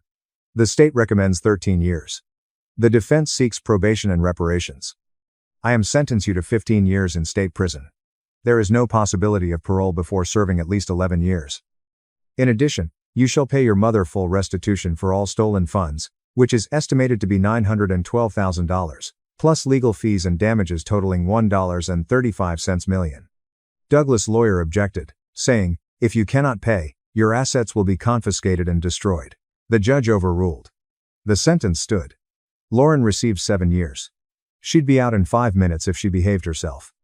Grandma reclaimed her house, most of her money, sold the rental property, and placed the proceeds in a trust maintained by my father and Aunt Susan. We hired a full-time caretaker, a lovely woman named Isabella, who moved into the guest room and took care of everything. Claire and I came every Sunday. My father threw me pregnant into the snow. At 17, 3 years later, he returned, demanding my son, but my teacher stood between us and called the police. When my father found out I was pregnant, he didn't care that a man twice my age had forced himself on me. All he saw was shame. He threw me outside into the snow in the middle of the night. I was 17 and had no idea where to go. I spent the night in the park bathroom, trying not to freeze to death while stroking my stomach and fantasizing about the kid I had never wanted. The next morning, Grace Whitaker discovered me sleeping in the school bathroom because I couldn't stay in the park after what occurred with those men who kept circling back. She was my English instructor, and she always encouraged me that if I believed in myself, I could write my way out of this place. When she saw my rubbish bags, I burst into tears. I sobbed so hard that I couldn't breathe. You're coming home with me, she said, and I collapsed on her because no one had held me since that night, and I wanted to know I wasn't horrible. She canceled her classes and drove me to her home. I cried the entire time because kindness felt so strange. Evelyn Carter lived alone in a house full of books and cats who refused to leave my stomach alone, as if they could sense the life inside. She set up a bedroom in her office for me and brought me to every doctor's appointment, when staff mistook her for my mother and we never corrected them. She'd hold my hair during morning sickness and tell me about her wife, Laura Bennett, who died 3 years ago. They had tried to have children for a decade but had run out of time. Maybe you're both my second chance, she said as I threw up again, and I grieved because this stranger was being the mother my own refused to be. We settled into a routine in which she watched me do online education and I helped grade papers. My tummy swelled gradually, as did the thought that I might be able to love this baby, despite how I felt about it at first. She'd place her palm on my stomach and tell the baby about the books they'd read together and the locations they'd visit. And I started to believe that we could do it. Grace Whitaker held my hand during my 19-hour labor while I wailed and begged for my mother, who never arrived. My parents ignored every phone call from the hospital. Grace cut his cord and was the first person to hold him after me. We both cried when he grabbed her finger with his little flawless hand. Can he call you Grandma? I inquired, and she wept yes while caressing his tiny head. We went home together and created a bizarre, beautiful life in her small abode. She taught him songs in many languages, and I taught him to laugh at my ridiculous faces. He took his first steps, reaching for her glasses, which gleamed in the sunshine. He said mama to me and grandma to her. And I finally understood that family meant selecting each other every day. We were happy in ways I never imagined possible given everything that had transpired. My father arrived when Caleb was 2, after my cousin Emily Miller shared a photo of us at the park without my permission. He stood on the porch in his fine suit, stating my mother was dying of shame and wished to meet her grandson. Come home and apologize for the shame you caused, and maybe we can work something out, he added, as if it was my fault. Evelyn Carter stood between us and told him to leave before calling the police to report child abandonment. That's my daughter you're interfering with, he yelled, while Caleb sobbed and clung to my knees, afraid of this angry stranger. She became my daughter the day you threw her away, Grace Whitaker exclaimed, her voice powerful enough to silence any classroom full of teenagers. My father's face became crimson with wrath. He pointed at her and screamed that she was a predator preying on vulnerable girls, and that he would make sure everyone knew who she truly was. I wanted to shrink into the floor, but Grace Whitaker simply smiled and said, "Everyone already knows I'm the woman who saved your daughter when you failed her." The next morning, Grace Whitaker did not show up for breakfast, and my heart knew something was wrong before my brain did. I found her on her bedroom floor, clutching her chest and moaning my name as if she had something urgent to tell me. The paramedics worked on her for 40 minutes while she attempted to reach for me. Caleb continued wondering why Grandma didn't wake up and why her face was so gray. I asked them to try harder because she was our only family. She survived, but at the hospital, she had to be put on life support, which involved machines doing all of the breathing and pumping. She made you medical proxy last year, the doctor stated, presenting me paperwork that I couldn't read since my hands were shaking so violently. She doesn't want extraordinary measures, so you need to decide soon whether to continue life support. I held her hand as Caleb toyed with her fingers, perplexed as to why she wouldn't squeeze back like she always did during their morning game. I kept whispering, "Please don't leave us." The machines wouldn't stop blaring as I gripped Grace Whitaker's chilly hand tighter. Caleb kept tugging on her fingers, as he did every morning when they played their counting game. The doctor stood at the foot of her bed, holding a clipboard and watching me with a patient expression. Caleb grabbed my shirt and asked why Grandma wouldn't sing the good morning song she always sang to him. My throat tightened because she was standing on our doorstep yesterday, scolding my father off with her teacher voice. Her face now appeared gray, like old newspaper, and the machines were performing all of her breathing. The doctor cleared his throat and approached to hand me some documents on his clipboard. His finger pointed to Grace Whitaker's signature at the bottom, and he indicated that I was her medical proxy. My hands shook so badly that I couldn't hold the clipboard still enough to read the words. The document stated something about no unusual measures in her clean teacher handwriting, which I had seen on hundreds of my writings. He told me we didn't have to decide right now, but we should respect her wishes. Caleb began weeping because he was hungry and terrified of the beeping sounds. A woman entered with a soothing voice and introduced herself as Janet Monroe, the social worker. She held a hefty folder under her arm and recommended we meet somewhere quieter to chat. She located us a little room down the hall that had some toys for Caleb to play with. While he built blocks, she explained what it meant to be a medical proxy and handed me hospital information booklets. Her soothing tone of voice caused my chest to relax slightly. She said she'd be here to help us with everything and left her phone number on a card. Dr. Michael Chen knocked and entered to explain what had occurred to Grace Whitaker's heart and brain. He sat across from me, using his hands to demonstrate how her heart had stopped pumping blood for 40 minutes. The rescuers restarted it, but her brain was without oxygen for too long. He wanted to do more tests tomorrow to ensure that her brain functioned properly. Caleb continued pulling on my sleeve, asking when we might return to Grandma's house for lunch. Dr. Chen's face remained compassionate as he informed me that 40 minutes without oxygen typically resulted in severe damage. The ICU had restrictions about children not being permitted, yet the nurses allowed Caleb to stay. He refused to eat his crackers unless he could see Grandma and cried whenever we tried to leave. I had to keep him occupied with coloring pages as physicians came in with additional information. Janet Monroe said she could arrange for volunteers to keep Caleb during critical meetings if needed. That night, I sat in the cold plastic chair beside Grace Whitaker's bed, cradling Caleb. He finally fell asleep on my chest, thumb in mouth. I kept remembering the first night she took me to her house 3 years ago. She poured me chamomile tea and left me crying for hours without asking any questions. She just kept saying, "You're safe now," and I finally believed her. Now I was speaking the same words to her lifeless body beneath all the tubes.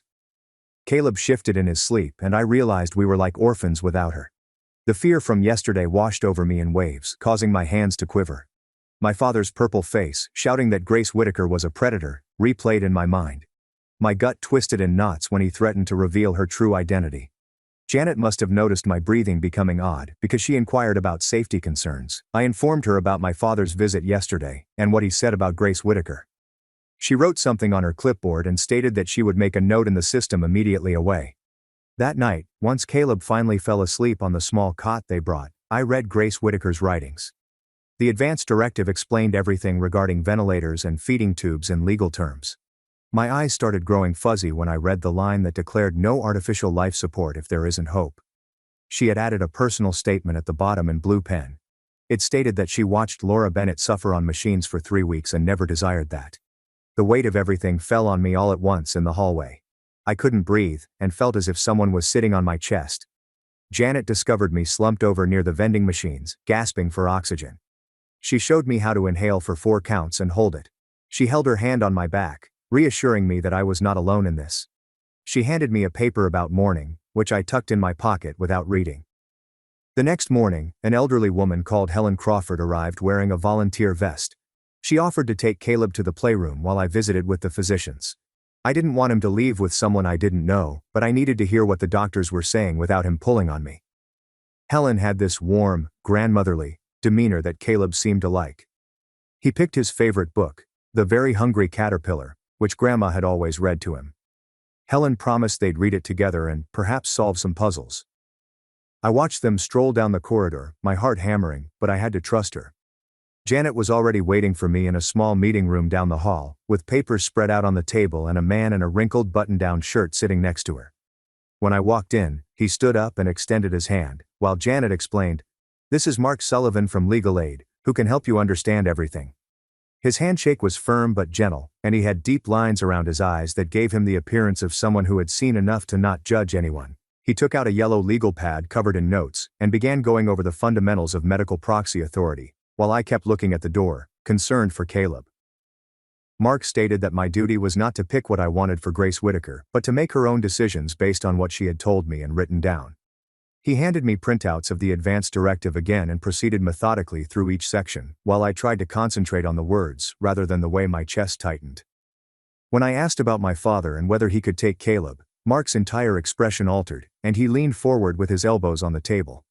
He claimed my father had no legal right to Caleb because he had kicked me out while I was pregnant and never had a relationship with his grandchild. Grace Whittaker had done everything correctly with witnesses and notarization, thus the medical proxy designation was also legally binding. He stated that if Grace Whittaker died, there might be estate concerns, but we'd deal with them when the time came. The relief hit me so hard that I began sobbing right there in that small room, while Mark pushed a box of tissues across the table and Janet rubbed my back. After gathering my thoughts, I informed Mark that I needed another assessment on Grace Whittaker's brain function before making any decisions. He nodded, saying that was very logical and demonstrated that I was taking my responsibilities seriously. We returned to the ICU, where Dr. Michael Chen was checking Grace Whittaker's monitors, and I requested a second neurological assessment. He didn't hesitate or appear upset. He simply stated that he entirely understood and would schedule it for tomorrow with their top neurologist. He even complimented me on my thoroughness and responsibility, which made me feel a little less overwhelmed by decisions I wasn't old enough to make. Caleb hurried back from the playroom with Helen, holding a drawing of him and Grandma reading books together. He got onto my lap and inquired if the doctors were going to fix Grandma's fractured head, pointing to all the devices surrounding her bed. I informed him they were doing their best, and Helen discreetly slipped out with a nice squeeze on my shoulder. The next morning, my phone rang before Caleb awoke. The woman on the other call stated she was from the school district's Human Resources Department, and they had received a complaint about Grace Whittaker's inappropriate behavior with a pupil. My entire body became cold because I knew my father was attempting to ruin her even as she was dying. The HR representative sounded doubtful and kept saying things like, "We have to investigate any complaint, and this is just procedure," but I could tell she thought it was nonsense. She stated that someone will need to come interview me at some point, but for the time being, they were only gathering preliminary information. I hung up and wanted to throw the phone across the room, but Caleb was awake on his hospital mattress. That afternoon, Caleb's forehead became hot during lunch, and he began weeping because his stomach hurt. The ICU nurse tested his temperature, and it was 101.4, indicating that we needed to travel to the pediatric emergency department immediately. I had to leave Grace Whitaker alone with her machines while I carried Caleb down 3 floors to pediatrics, where we had to wait 40 minutes before seeing a doctor. Caleb kept begging for Grandma to kiss his forehead and make the ouchies go gone, like she always did when he was ill. The pediatric nurses were polite but busy, and it took them a long time to figure out it was merely a mild infection, most likely caused by stress and the hospital environment. They gave him fever medication and urged me to keep him hydrated, while I sat there split between needing to be with him and urgently wanting to see Grace Whitaker again. We returned to the ICU in the evening, where Dr. Michael Chen waited with another doctor I had never encountered before. They had performed the second neurological exam that morning while I was treating Caleb's fever, and they now had the results. Dr. Chen's face told me everything before he opened his mouth, but he was careful to emphasize that the tests revealed substantial anoxic brain injury with no brain activity. The other doctor showed me the images on his iPad, pointing out all the black places where Grace Whitaker's brain tissue had been damaged due to a lack of oxygen. He stated that there was no chance of recovery from this amount of impairment, and her brain stem was only performing basic activities due to the machines. The words impacted me like physical punches, but I was grateful that they didn't give me false optimism.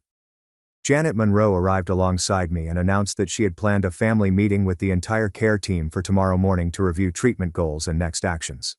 She said that this was usual protocol when families face such difficult decisions, and that everyone would support whatever decision I made for Grace Whitaker.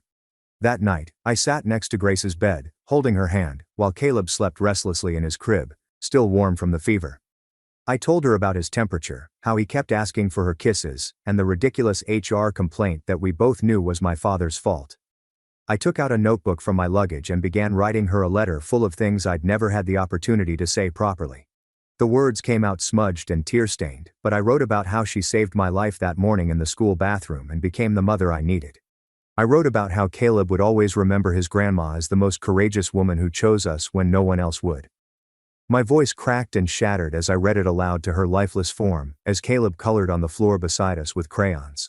While I was reading, 2 of Grace's teaching colleagues approached silently with a cardboard box. They didn't say much, just squeezed my shoulder and left the box on the chair before leaving.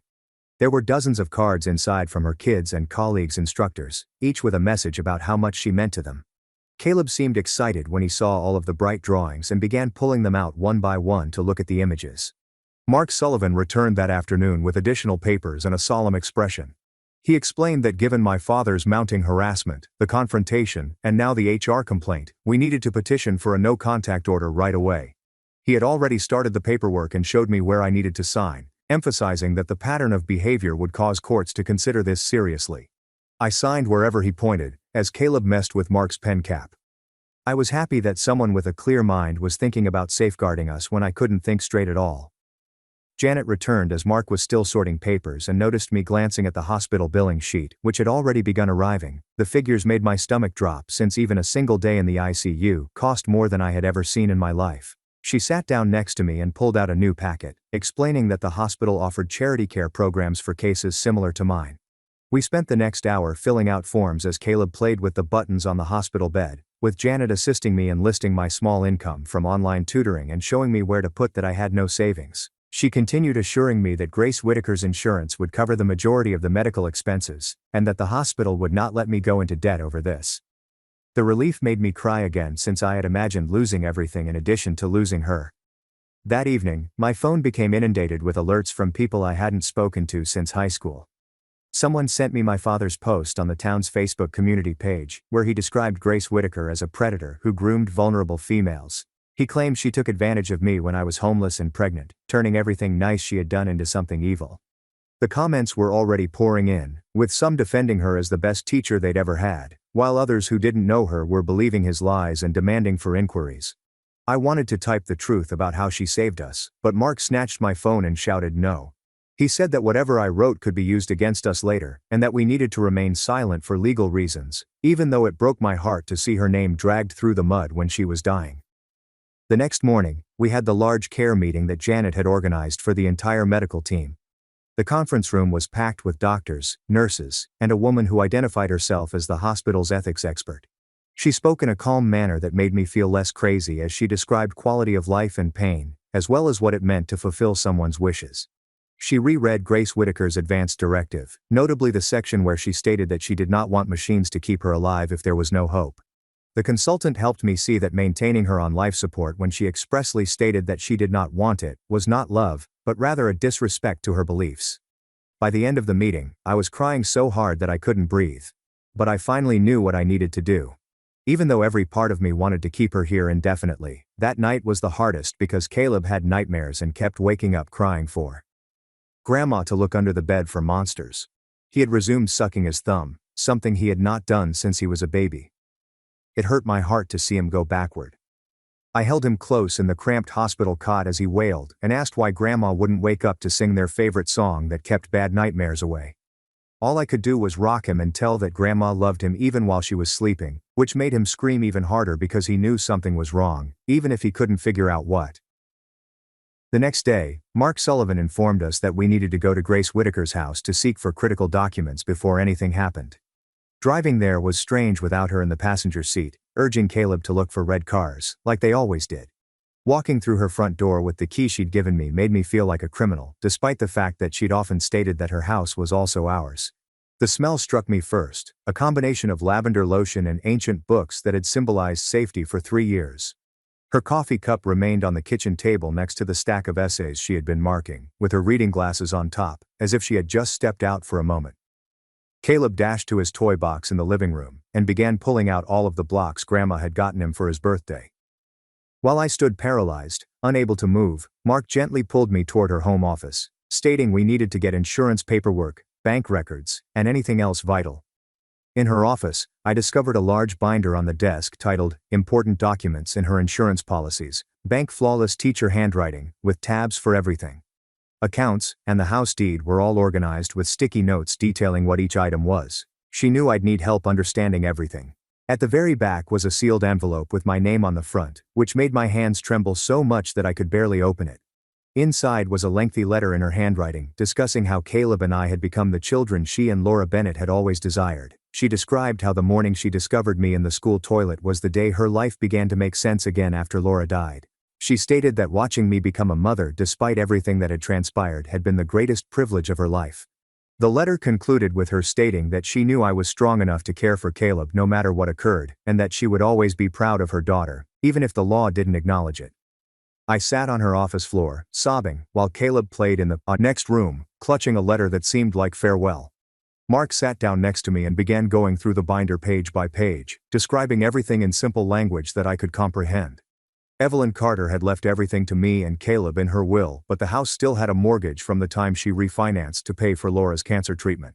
He handed me the statements for all of my medical expenses and credit cards, which I had no idea about because Mom never wanted us to worry about money. The probate process would take months, he added, and we could have to sell the house to pay it off. The notion of losing her house on top of losing her felt overwhelming, but Mark assured us that we'd take it one step at a time. Back at the hospital, Dr. Michael Chen waited with a new suggestion that made my chest tighten. He intended to lower Grace Whitaker's sedation the next morning so he could do one final test for any response to stimulation. He was cautious to emphasize that this was simply to be thorough and that we shouldn't expect any improvement based on all of the prior testing, but he understood that I needed to know we'd tried everything before making a final decision. I consented right away, even though I knew what would happen. I needed to know for myself that she wasn't in there anymore. The test day arrived, and they gradually lowered her meds while Dr. Chen and 2 other doctors watched the monitors. Caleb sat on my knee, playing with his toy vehicle and making vrooming sounds as we waited for Grace to hear us. Dr. Chen spoke her name aloud, shone lights in her eyes, and squeezed her nail beds to assess her pain reaction. Her eyes remained unfocused, staring at nothing as he moved his palm in front of her face. He requested her to squeeze his hand, but her fingers remained limp. Her pupils did not react appropriately to light, and none of the painful stimuli they tried produced a response. After 30 minutes of testing, Dr. Chen placed his hand on my shoulder and told me something I already knew but needed to hear. Grace Whitaker would not wake up since she no longer had any meaningful brain function. The machines kept her body alive, but she wasn't really present. Caleb glanced up from his car and asked whether Grandma had been repaired yet, and I had to tell him no, while trying not to fall tears. That afternoon, Janet Monroe invited in a specialist who specialized in grief therapy for young caretakers. We sat right next to Grace's bed while the counselor confirmed how awful the scenario was for someone my age. She stated it was good to be furious, terrified, and overwhelmed all at once. She taught me a breathing technique in which you count to 4 breathing in, hold it, and then count to 4 breathing out, which actually helped when I felt like I was going to pass out from anxiety. The counselor explained that anticipatory grieving was just as genuine as typical loss, and that I wasn't weak for mourning Grace Whitaker while she was still alive. She allowed me to feel what I was experiencing without judgment, and assured me that it was natural to wish someone else could make this decision for me. My phone rang as I was walking back to Grace's room, and I nearly ignored the unknown call. My mother's voice came through small and weak, asking whether it was true that Grace Whitaker was in the hospital. She said she heard from my cousin Emily Miller, who had seen the Facebook posts, and she wanted to meet Caleb and see if we could work something out. Her statements were a mix of apologies and conditions for returning home, if I simply apologized to Dad for the trouble I had caused. She asked if we could meet somewhere secretly, because he'd be furious if he found out she'd called. The discussion made me want to smash my phone against the wall, since even now, she couldn't just be my mother without conditions. I told her she could only meet Caleb if my father had no involvement, and that we'd meet in a public setting with other people present. She consented, but her voice trembled with anxiety of going behind his back, and I understood she was just as bound as I was before Grace Whitaker rescued me. We agreed to meet next week at the park if she could get away without him noticing. The school's HR representative phoned shortly after to say their inquiry found nothing improper, and many teachers made comments about how professional Grace Whitaker was at all times. They kept the case open solely for paperwork purposes, but it was evident that they saw right through my father's lies. One small success while everything else crumbled around me. The next morning, a professional who works with children arrived to help Caleb grasp what was going on with his grandmother. She brought dolls and sat on the floor with him, demonstrating how Grandma's body was very sick and how the machines helped her breathe. Caleb watched her move the dolls around and appeared to comprehend why Grandma couldn't wake up, but he continued asking whether she'd be better tomorrow. The woman was patient and kept explaining in simple terms that occasionally bodies get too sick to recover. Caleb nodded, but I could tell he didn't fully understand because he continued glancing at the door, waiting for Grandma to enter. That afternoon, I went Caleb to the cemetery where Laura Bennett was buried, since I felt Grace Whitaker would want to know what was going on. Caleb raced around picking dandelions while I sat beside the headstone, telling Laura that Grace might be joining her soon. I described how Grace had saved us and became our family, and how I couldn't let her leave even knowing what she wanted. Caleb brought a handful of dandelions and placed them on the stone, requesting Grandma to play with this lady in heaven. I said yes through tears and hugged him as he waved goodbye at Laura's grave. Back at the hospital, Dr. Michael Chen was waiting with his final report, and I could tell by his expression what he was going to say. He emphasized that keeping Grace Whitaker on life support was not benefiting her and contradicted what she had put in her documents about not wanting machines. He was gentle, but clear that it was time to let her die gently, and without more suffering. The weight of his words pressed down on me like a real object, crushing my chest. That evening, I sat alone in Grace's room, reopening her letter as Caleb played with his cars on the floor. Her handwriting blurred through my emotions as I read her statements about not wanting to be dependent on machines and trusting me to make the right decision. She wrote about how pleased she was of the mother I had become, and how fortunate Caleb was to have me. She gave me permission to let her go, and assured me that she would always look over us, just as Laura had done for her. Every part of me wanted to keep her here, even if it meant her body breathing through machines. But I knew that was not what she wanted. Mark Sullivan stopped by the next morning with papers for my father's restraining order and informed me that the court date was set for next month. He stated that the Facebook posts and the HR complaint revealed a trend, which judges took seriously. The legal protection felt as if Grace Whitaker was still battling for us from her hospital bed. That same afternoon, my father attempted to enter the hospital, but security stopped him at the door due to Janet Monroe's prior warning. He made a tremendous disturbance, demanding to see his grandson and screaming about his rights while onlookers stared. The guards escorted him out and handed him an official paper stating that he could not return, or he would be arrested. I watched from an upstairs window, afraid but protected by all the people Grace Whitaker had placed in place to help us. Helen Crawford brought Caleb to the playroom while I attended another counseling session to perform the breathing exercises before making my final decision. The counselor helped me understand that my sadness over Grace Whitaker's death was separate from my commitment to respect her wishes. She reminded me that loving someone entailed honoring their wishes, even if it hurt more than anything. I left that session knowing exactly what I had to do, despite the fact that every cell in my body was screaming against it. The next morning, I saw Dr. Chen in the corridor, checking charts, and my legs felt like jelly as I approached him. I assured him we'd remove Grace Whitaker off the machines tomorrow so Caleb and I could say our goodbyes the proper way. He nodded and rested his hand on my shoulder for a few moments, before adding that they'd make sure she was comfortable with medication. The nurses would allow us as much time as we needed in the room, without rushing us. Caleb was playing with his toy cars on the waiting room floor when I scooped him up and carried him into Grace's room. We spent the entire day preparing the room for our goodbye with her favorite poetry book, which she used to read to us every Sunday morning. The nurses assisted us in taping Caleb's crayon drawings around her bed, which included stick figures of our tiny family holding hands. One nurse brought paint, and we made handprints on paper with Caleb's little palm rubbed against Grace's larger one.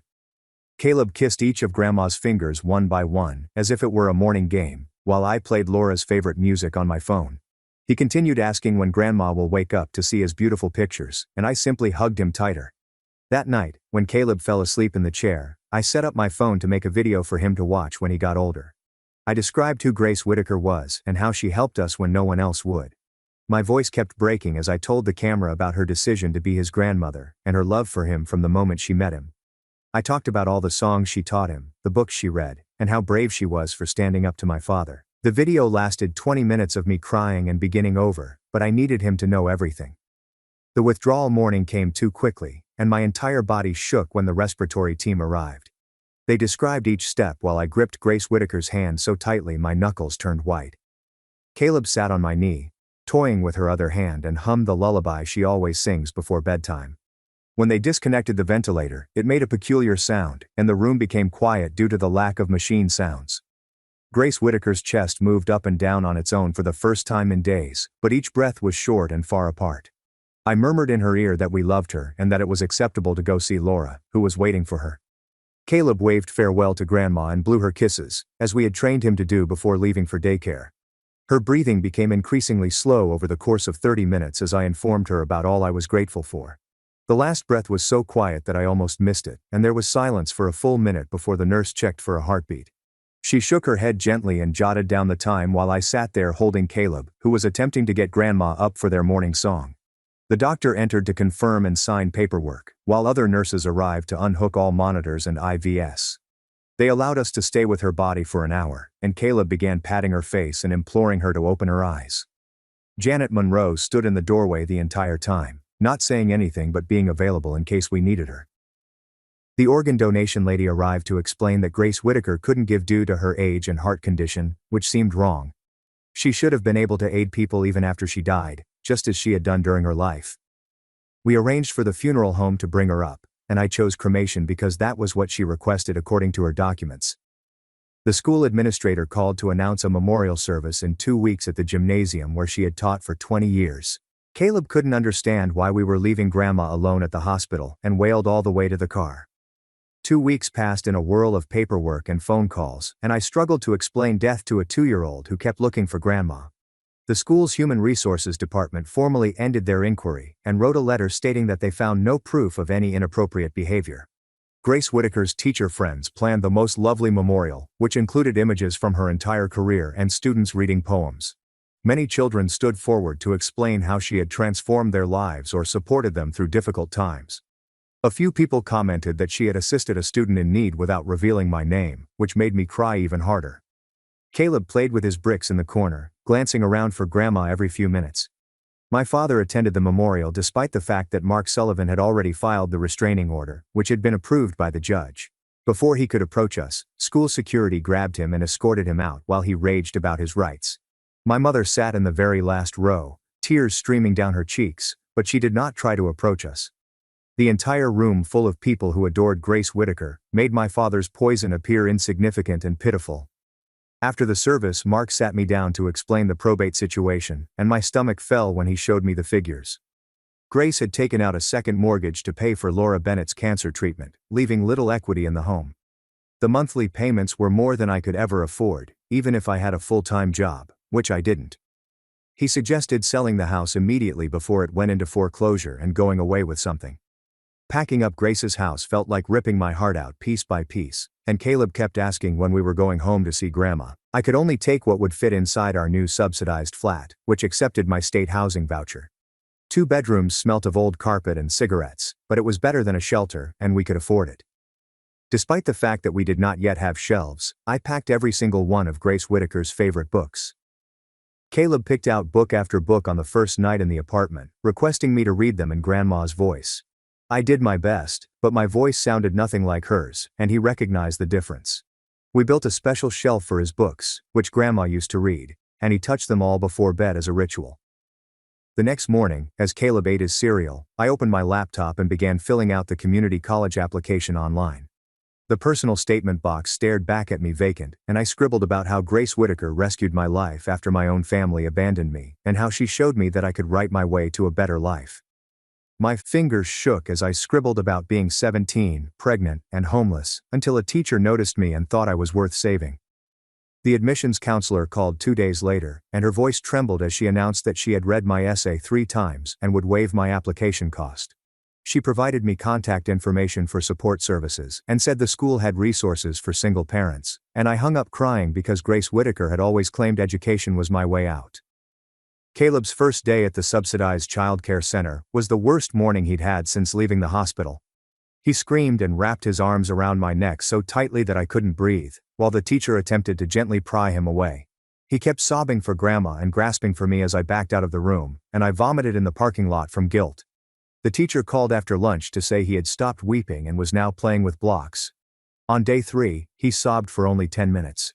By the second week, he was running to show me the picture he had drawn and barely whimpered when I left. My mother texted asking to meet at the park near the river, and I agreed, but urged her to come alone or I'd leave right away. She arrived with a bag of toys for Caleb, and her face appeared older and tireder than I remembered. She watched Caleb play on the swings and apologized for not protecting me, allowing him to toss me out, and being too weak to leave him. I told her, "Sorry doesn't give us those years back, but I'll take what you can offer as long as you understand our boundaries." She nodded and handed Caleb a toy elephant, which he embraced tightly while she cried. Mark called to confirm the court date for the restraining order hearing, saying the judge had reviewed all of the material, including the Facebook posts and the bogus report to the school. The session lasted 20 minutes with my father's lawyer arguing about parental rights and Mark displaying screenshots of harassment and threats. The judge granted 3 years and informed my father that any violations would result in immediate arrest. Mark Sullivan stated that the online attacks slowed after that, but my father continued to post about ungrateful daughters on pages I did not follow. The tutoring website accepted my profile based on the teaching approaches Grace Whitaker demonstrated to me while I assisted her with paper grading. My first student was a middle schooler who struggled with essay structure, and I taught him the same outline approach that Grace had taught me. The next week, 3 additional students signed up, and I quickly found myself tutoring 15 hours per week in addition to my own coursework. The money barely covered groceries and petrol, but each small payment felt like confirmation we could get through this. Caleb learned to play independently as I worked, and I'd feed him goldfish crackers to keep him quiet during video chats. 4 months after Grace Whitaker died, the school proposed placing a memorial bench beneath her favorite reading tree, where she used to have lunch. The principal asked if I'd speak at the ceremony, so I stayed up all night writing about how teachers save lives simply by spotting the youngsters that others ignore. Caleb collected dandelions from the apartment complex lawn and brought them to Grandma's tree. I stood at the microphone with Caleb on my hip, reading about Grace Whitaker, who took in a pregnant 17-year-old that no one wanted and raised her as a family. The entire English department burst into tears, and numerous students approached her later to say she had also helped them. Caleb placed his flowers on the bench and patted it as if he were petting it.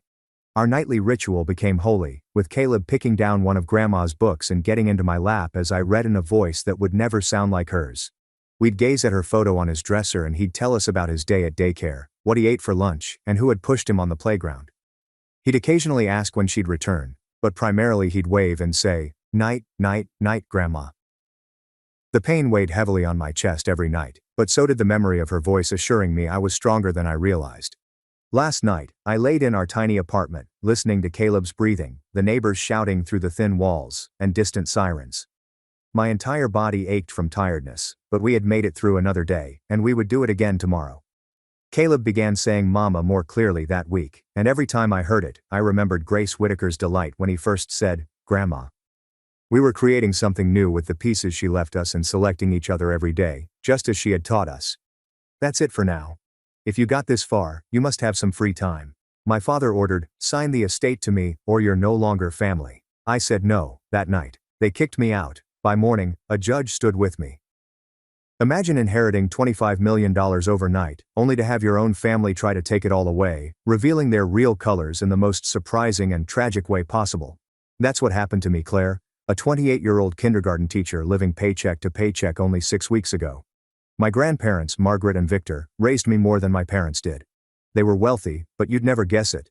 They taught me that character, integrity, and kindness are far more important than money. When they died in that awful vehicle accident, I was completely devastated. Losing them was like losing my entire universe. Then came the lawyer meeting, where I discovered they had left me the full $25 million estate. Suddenly, the relatives who had scarcely bothered to visit them in years wanted everything, and I declined. Growing up, my parents, Thomas and Catherine, were physically there but emotionally absent. My father was a corporate climber, and my mother was a socialite. Family dinners were scarce and frequently interrupted by phone calls or party planning. There was no warmth and no leadership. However, my grandparents' humble 4-bedroom house was my true home. Despite their enormous fortune, they lived simply. Grandpa Victor taught me how to cultivate. Grandma Margaret taught me how to bake and sew. They attended every school play and soccer game that my parents had missed. They amassed their money from nothing. A modest logistics company began in their garage. By the time I was born, Whitmore Logistics was a regional powerhouse. Nonetheless, Grandpa drove the same pickup for 2 decades, while Grandma clipped coupons. They always said to me, money is just a tool, Claire, not a measurement of your worth. Use it to build something meaningful, not to impress people who don't matter.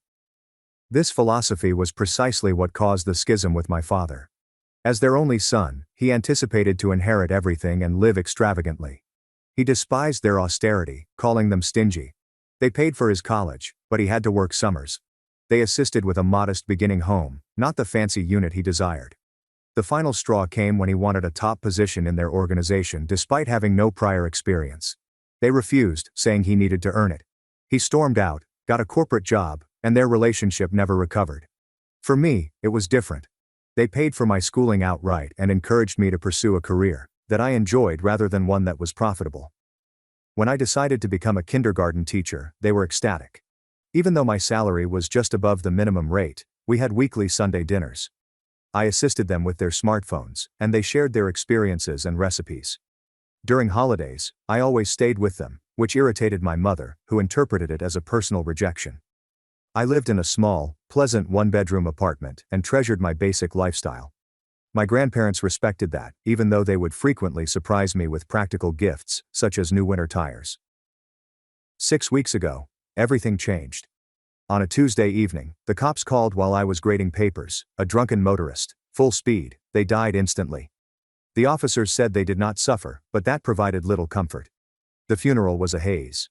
My parents took charge, haggling about expenditures. My brother Jason was addicted to his phone. Linda, my aunt, sobbed excessively for photos before stopping as soon as the cameras were put away. Uncle Charlie simply hovered. Neither of them had seen my grandparents in years. Suddenly they were acting like a mourning family. I was numb. The 2 people who actually understood me had left. Their once warm home now stood empty. I couldn't bring myself to go in. I returned to my apartment, took bereavement leave, and attempted to digest this new dreadful reality. 2 weeks later, their attorney, David Kaplan, contacted. He invited me and my close family to his office for a reading of the will.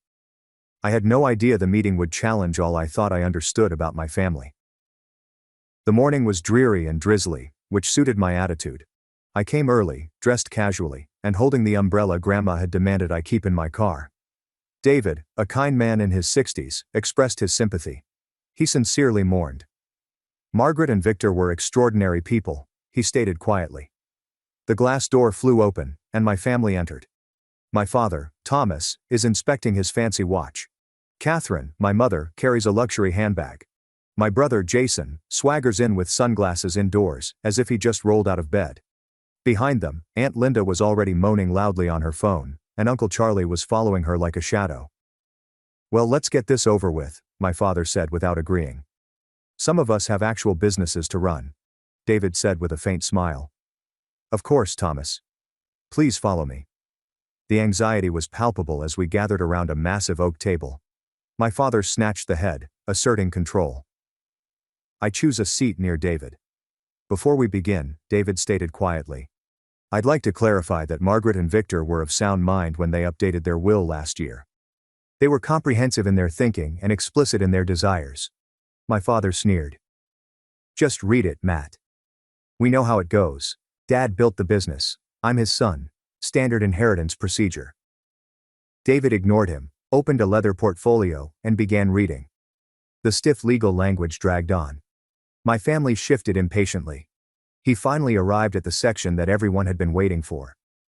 We hereby bequeath our entire estate, including but not limited to all cash assets totaling approximately $8 million. Our investment portfolio valued at approximately $12 million. All real estate holdings, including our primary residence, valued at $5 million, and our 25% ownership stake in Whitmore Logistics, valued at approximately $1 million, to our beloved granddaughter, Claire Murphy. The room was completely silent. I stopped breathing. I was confident I had misheard. He went on. We specifically and intentionally make no provisions for our son, Thomas Murphy, our daughter-in-law, Catherine Murphy, our grandson, Jason Murphy, our daughter, Linda Monroe, or our son-in-law, Charles Monroe, as we have provided for them during their lifetime and have made our reasons clear to our attorney. Let me see that, my father exclaimed, rising up and slamming his chair backward. He seized the document and scanned it quickly. My mother jumped in, saying, "This is ridiculous." Jason slammed his hand on the table. $25 million to a kindergarten teacher? She wouldn't know the first thing about managing that kind of money. What about me? I'm family too. I need startup capital for my business ventures. Aunt Linda rounded on me, her face flushed with rage. What did you do? How did you manipulate them into this? I sat there, stunned, unable to comprehend what was going on. David gently retrieved the will. If you will all take your seats, there is more. He clicked a switch, and the enormous screen on the wall lit up. My grandparents were seated side by side on their living room sofa, fully alive. My heart clenched. Grandpa Victor spoke first. If you are watching this, it means we have passed on. We want to explain our decisions directly to prevent any misunderstandings. Grandma Margaret went on. Thomas, Linda, we love you as our children, but we have been deeply disappointed by the values you have embraced and passed on to your own children, with the exception of Claire. For decades, they explained, my father and aunt had prioritized material wealth over relationships, treating them as a resource rather than parents. They recalled years of missed family occasions, unpaid loans, and disdainful views toward their humble living. The business we built, says my grandfather, was never about amassing wealth for its own sake. It was about creating security for our family and opportunities for our employees. We built it through hard work, integrity, and treating people fairly.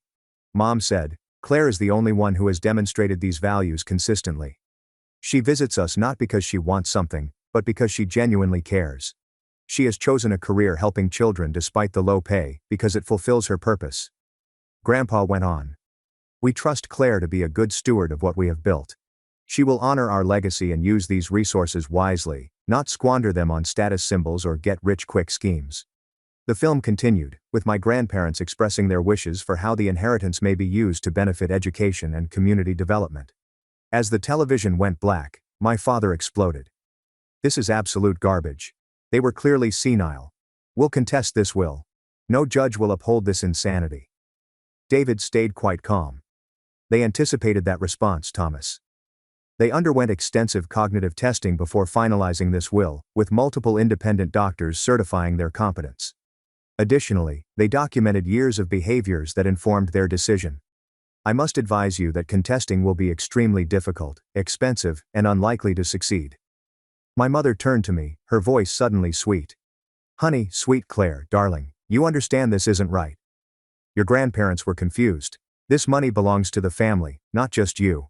You'll share it with us, won't you? I felt like I was being bullied. All eyes are on me. I have to think about this, I mumbled. Jason scoffed. I had no idea they would do this. Think about it. There's nothing to think about. That money should be divided equally, or managed by someone with actual business experience, my father said, referring to himself. As the discussion heated up, David softly touched my arm. You don't have to make any decisions today, Claire. My office will handle all immediate estate matters. He handed me a thick envelope containing documents, keys to their home, and contact information for their financial advisors. Call me anytime.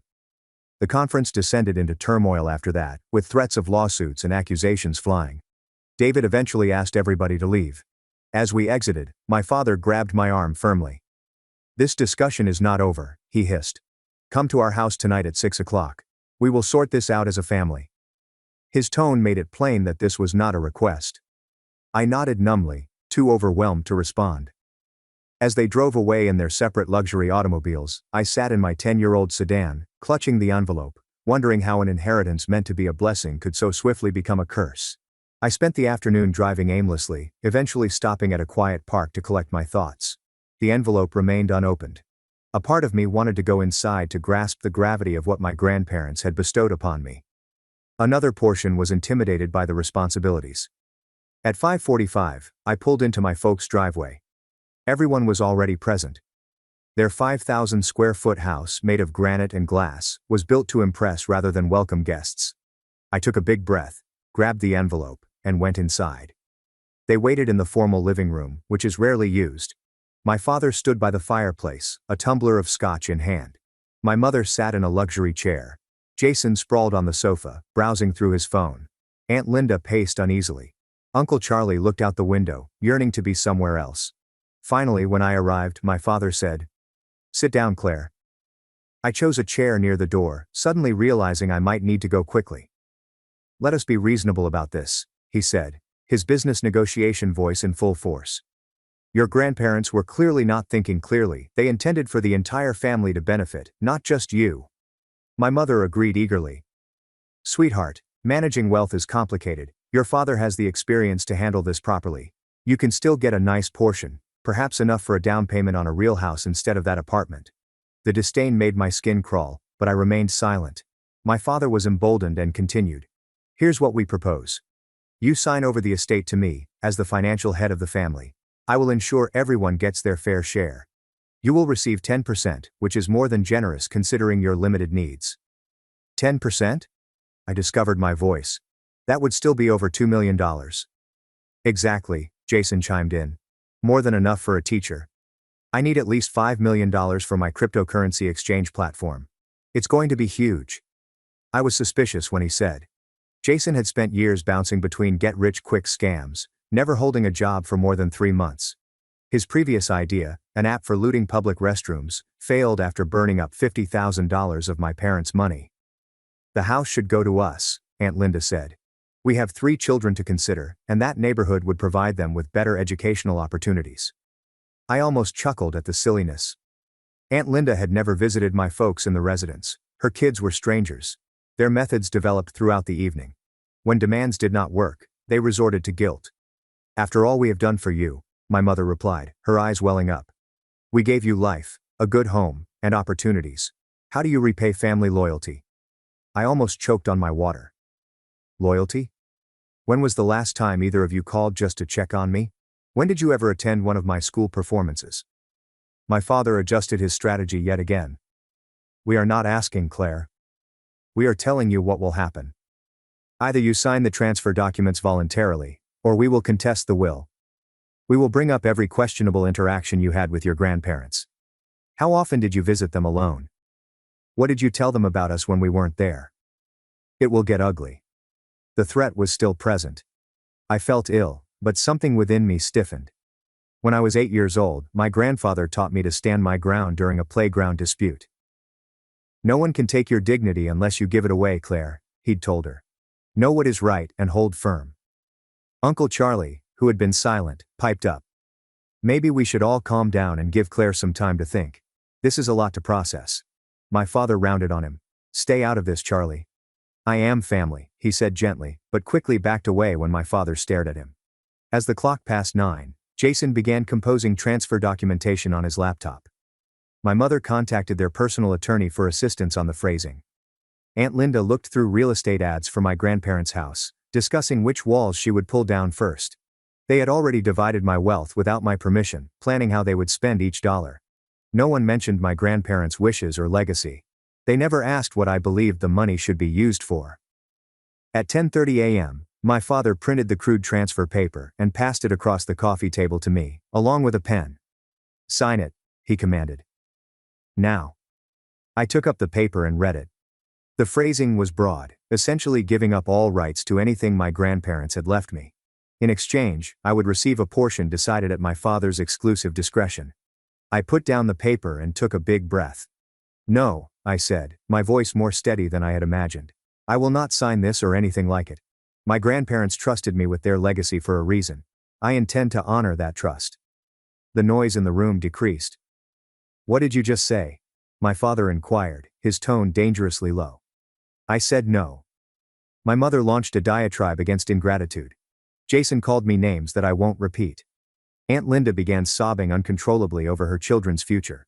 Throughout it all, I sat still, using the word no as a barrier. Finally, my father slammed his glass down so violently that it broke. "That is enough," he yelled. "I always told Dad you weren't to be trusted. You manipulated them, just like you're trying to manipulate us now with this innocent act." He strode toward me, pointing his finger inches from my face. "You have a choice to make right now, Claire. Either you sign that paper and remain part of this family, or you take your precious inheritance and consider yourself disowned. You cannot have both." An ultimatum hovered in the air. I gazed around at their faces, looking for signs of affection or understanding. I found none. At that moment, I learned a horrible fact. They had never truly considered me family. I was only a means to an end, a potential source of income. There's nothing more. "I'm not signing," I stated firmly while rising up. "I'm sorry you feel this way, but I have to respect what Grandma and Grandpa wanted." "Then get out of my house," my father yelled. "Pack your things and leave tonight. You are no longer welcome here." "I live in my own apartment," I reminded him.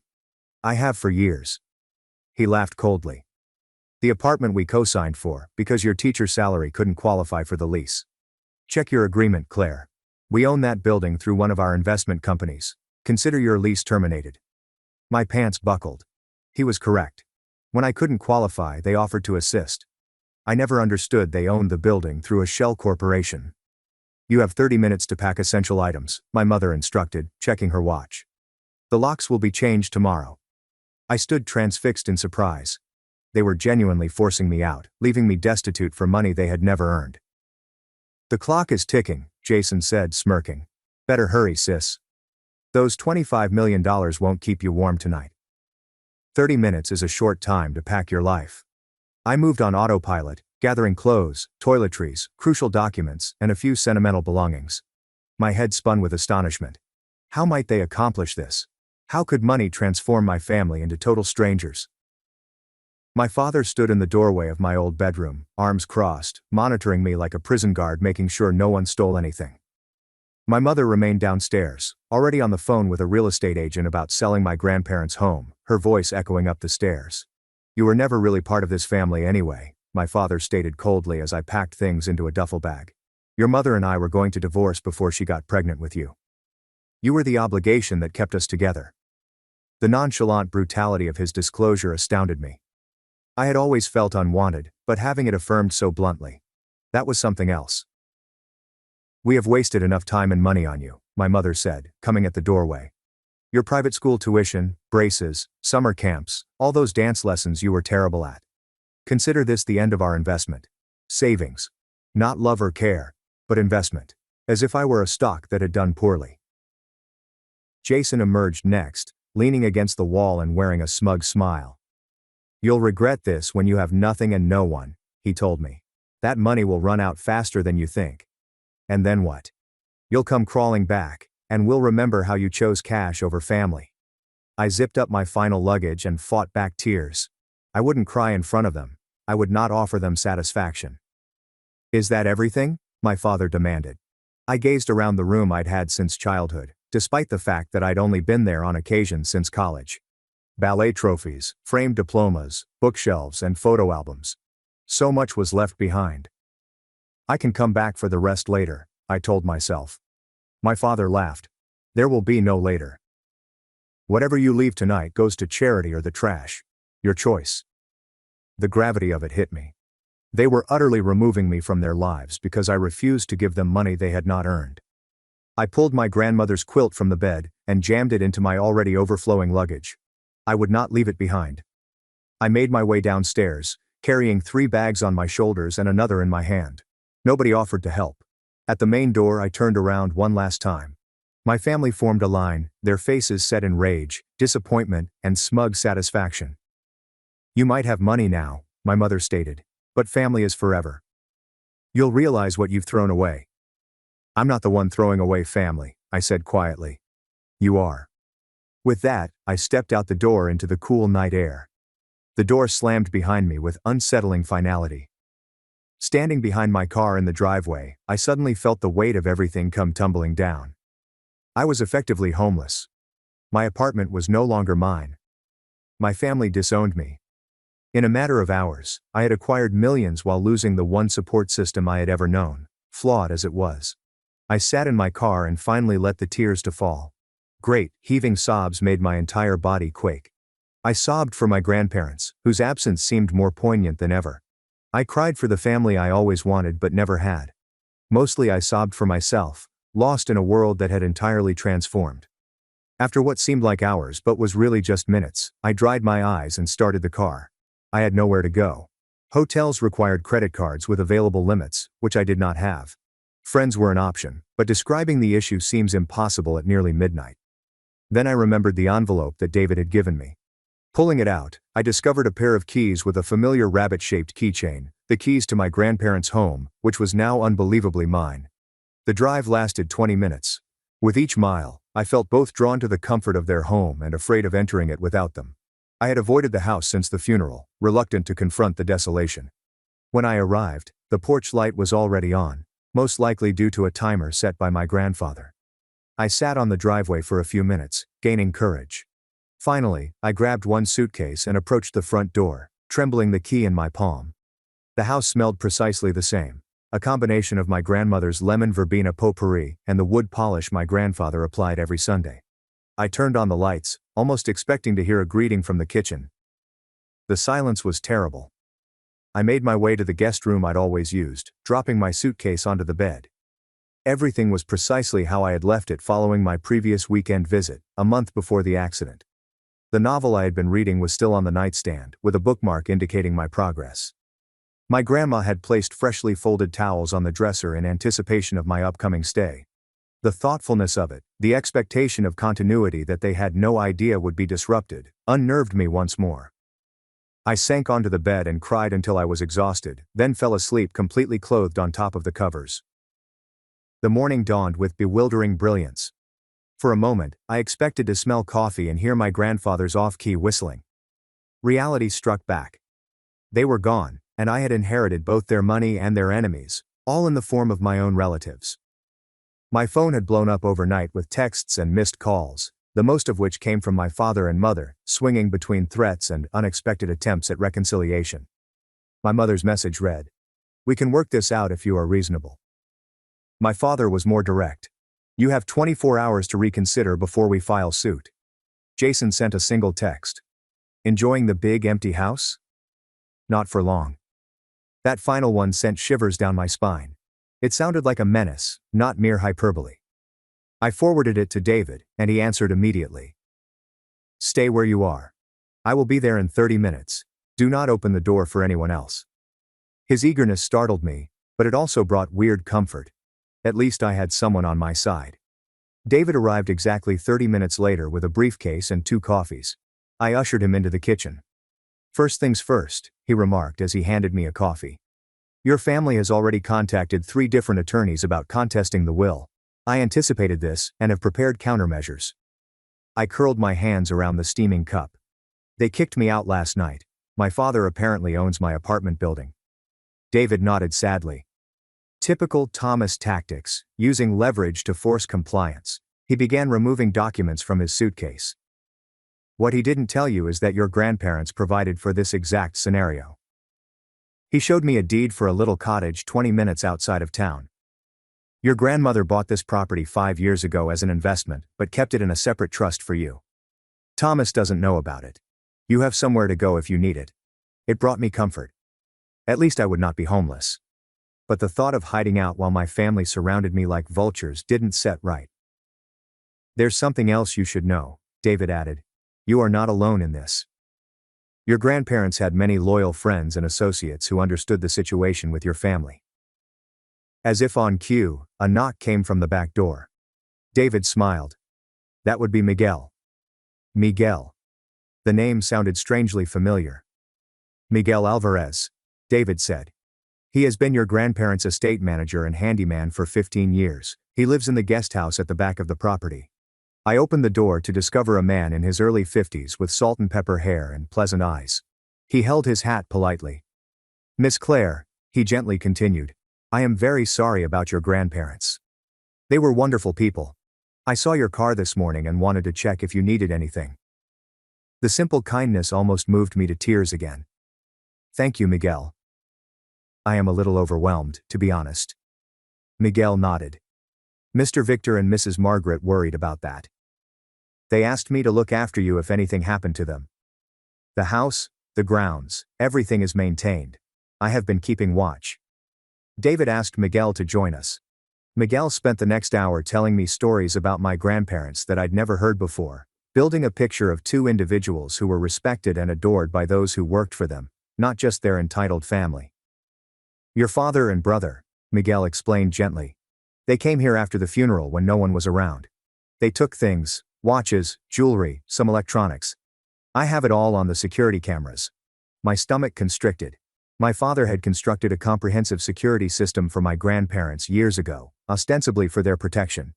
I'd forgotten about the cameras. Miguel shook his head, sadly. "They did not know Mr. Victor had me update the system last year. He did not trust the old one your father put in. Said it had too many blind spots." David made a note.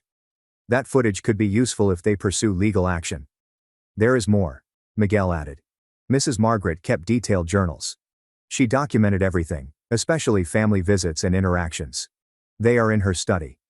I followed Miguel into my grandmother's little study. A built-in bookcase had dozens of leather-bound journals, all neatly dated. Miguel plucked one off the shelf and handed it to me. "This one mentions when your father asked for money last year," he claimed, "for some investment opportunity." I opened the journal and immediately recognized my grandmother's exquisite handwriting. "On May 15th, Thomas paid us a visit for the first time in 7 months. He didn't ask about our health or lives, but instead launched into a pitch for a cryptocurrency investment that required $250,000. When Victor refused, Thomas became hostile, accusing us of preferring Claire and saying we were naive to trust her when she only visits to secure her inheritance. Claire has never asked for money, has no idea of our net worth, and brings food every Sunday." I read entry after entry, each describing years of identical interactions. My father demanded money.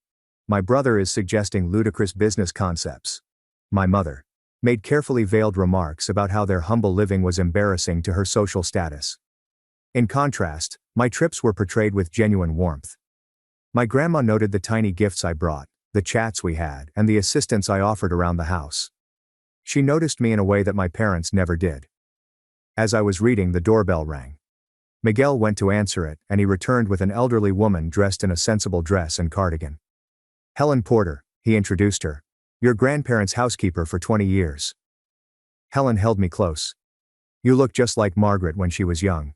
She said she was so proud of you." Over the next few hours, additional individuals arrived, including Isabel Cruz, my grandparents' business partner, who knew all about Whitmore logistics and promised to guide me. Victor Desai, their investment advisor, provided comprehensive portfolios. Anna Mitchell, a 30-year neighbor, brought a homemade casserole and stories about neighborhood get-togethers. Each person brought both information and real affection. They had all adored my grandparents and, by extension, cared for me. While rummaging through my grandmother's desk, Helen discovered a hidden compartment with letters from my father spanning decades. Each sought money, with some making thinly veiled threats to cut off access to me if they refused. "She also kept this," Helen explained, handing me a USB disk. "Security footage from after the funeral. Your mother was going through Margaret's jewelry before the reception even ended. She took several valuable pieces, claiming Margaret would have wanted her to have them." My grandparents seemed to have been chronicling my family's conduct for years. Perhaps they knew this day would come, so they built not only a financial safety net for me, but also a network of support and evidence to preserve their interests. My phone rang at 4 p.m., as David was walking me through the difficult financial documents. A text from Jason. Hope you are enjoying Grandma and Grandpa's house while you can. Dad, Mom, Aunt Linda, Uncle Charlie and I are coming over tomorrow morning at 10 to collect what rightfully belongs to us. Better not try to stop us or things will get ugly. I showed David the note, and his demeanor darkened. Threats and potential breaking and entering, he murmured. I think it is time to activate the final part of your grandparents' plan. He made multiple phone calls, cryptically discussing meetings and evidence. When he was finished, he turned to me with determination. Your grandparents anticipated this exact scenario, Claire. They knew Thomas and the others wouldn't accept their decision. They prepared for it. Tomorrow morning we will be ready for them.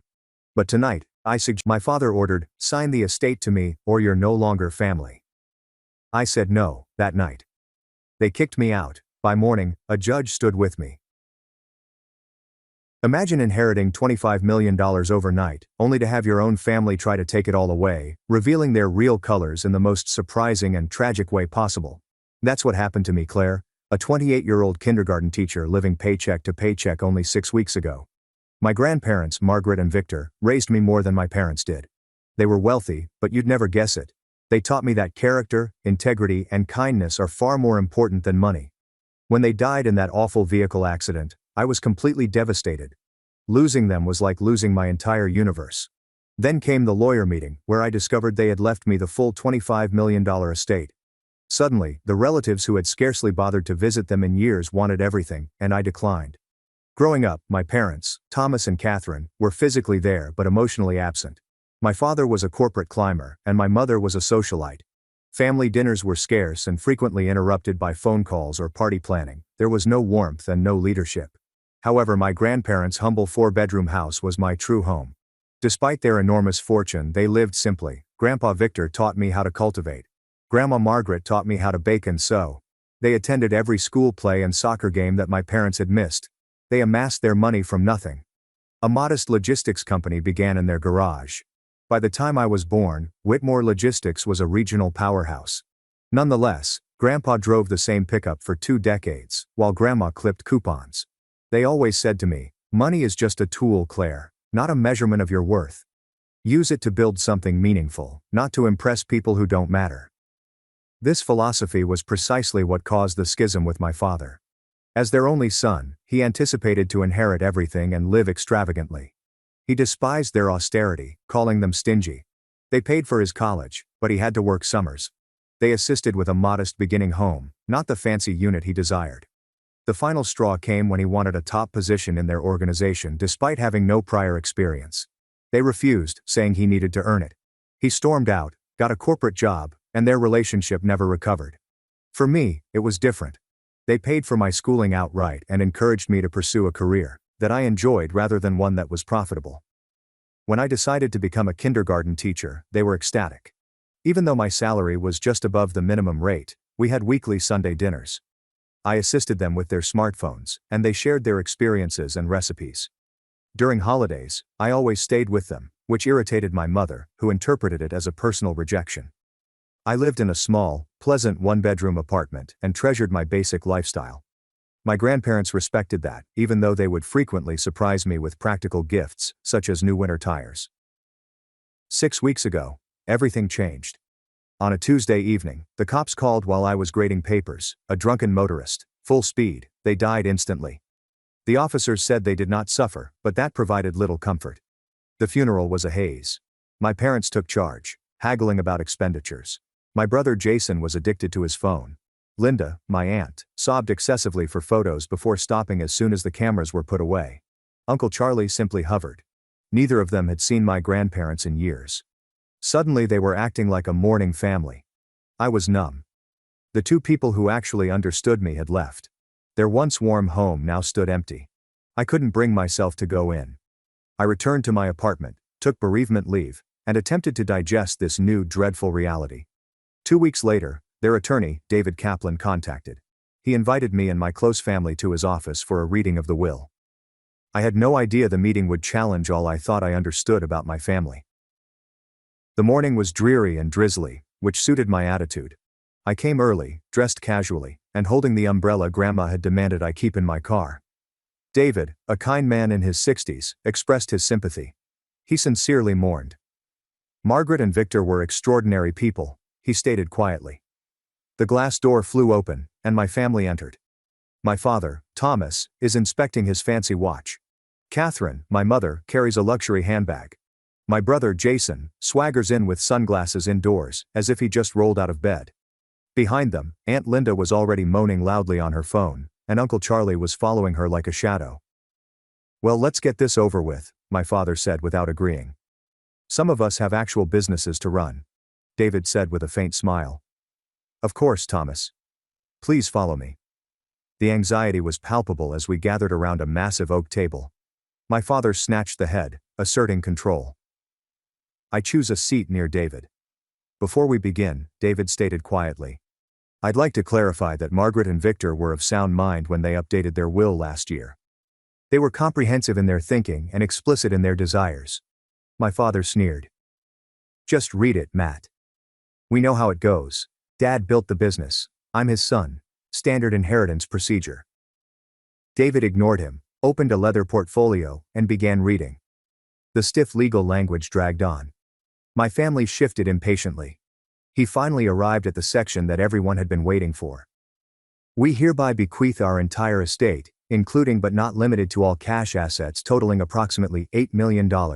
Our investment portfolio valued at approximately $12 million. All real estate holdings, including our primary residence, valued at $5 million, and our 25% ownership stake in Whitmore Logistics, valued at approximately $1 million, to our beloved granddaughter, Claire Murphy. The room was completely silent. I stopped breathing. I was confident I had misheard. He went on. We specifically and intentionally make no provisions for our son, Thomas Murphy, our daughter-in-law, Catherine Murphy, our grandson, Jason Murphy, our daughter, Linda Monroe, or our son-in-law, Charles Monroe, as we have provided for them during their lifetime and have made our reasons clear to our attorney. Let me see that, my father exclaimed, rising up and slamming his chair backward. He seized the document and scanned it quickly. My mother jumped in, saying, "This is ridiculous." Jason slammed his hand on the table. $25 million to a kindergarten teacher? She wouldn't know the first thing about managing that kind of money. What about me? I'm family too. I need startup capital for my business ventures. Aunt Linda rounded on me, her face flushed with rage. What did you do? How did you manipulate them into this? I sat there, stunned, unable to comprehend what was going on. David gently retrieved the will. If you will all take your seats, there is more. He clicked a switch, and the enormous screen on the wall lit up. My grandparents were seated side by side on their living room sofa, fully alive. My heart clenched. Grandpa Victor spoke first. If you are watching this, it means we have passed on. We want to explain our decisions directly to prevent any misunderstandings. Grandma Margaret went on. Thomas, Linda, we love you as our children. But we have been deeply disappointed by the values you have embraced and passed on to your own children, with the exception of Claire. For decades, they explained, my father and aunt had prioritized material wealth over relationships, treating them as a resource rather than parents. They recalled years of missed family occasions, unpaid loans, and disdainful views toward their humble living. The business we built, says my grandfather, was never about amassing wealth for its own sake. It was about creating security for our family and opportunities for our employees. We built it through hard work, integrity, and treating people fairly. Mom said, Claire is the only one who has demonstrated these values consistently. She visits us not because she wants something, but because she genuinely cares. She has chosen a career helping children despite the low pay, because it fulfills her purpose. Grandpa went on. We trust Claire to be a good steward of what we have built. She will honor our legacy and use these resources wisely, not squander them on status symbols or get-rich-quick schemes. The film continued, with my grandparents expressing their wishes for how the inheritance may be used to benefit education and community development. As the television went black, my father exploded. This is absolute garbage. They were clearly senile. We'll contest this will. No judge will uphold this insanity. David stayed quite calm. They anticipated that response, Thomas. They underwent extensive cognitive testing before finalizing this will, with multiple independent doctors certifying their competence. Additionally, they documented years of behaviors that informed their decision. I must advise you that contesting will be extremely difficult, expensive, and unlikely to succeed. My mother turned to me, her voice suddenly sweet. Honey, sweet Claire, darling, you understand this isn't right. Your grandparents were confused. This money belongs to the family, not just you. You'll share it with us, won't you? I felt like I was being bullied. All eyes are on me. I have to think about this, I mumbled. Jason scoffed. I had no idea they would do this. Think about it. There's nothing to think about. That money should be divided equally, or managed by someone with actual business experience, my father said, referring to himself. As the discussion heated up, David softly touched my arm. You don't have to make any decisions today, Claire. My office will handle all immediate estate matters. He handed me a thick envelope containing documents, keys to their home, and contact information for their financial advisors. Call me anytime. The conference descended into turmoil after that, with threats of lawsuits and accusations flying. David eventually asked everybody to leave. As we exited, my father grabbed my arm firmly. This discussion is not over, he hissed. Come to our house tonight at 6 o'clock. We will sort this out as a family. His tone made it plain that this was not a request. I nodded numbly, too overwhelmed to respond. As they drove away in their separate luxury automobiles, I sat in my 10-year-old sedan, clutching the envelope, wondering how an inheritance meant to be a blessing could so swiftly become a curse.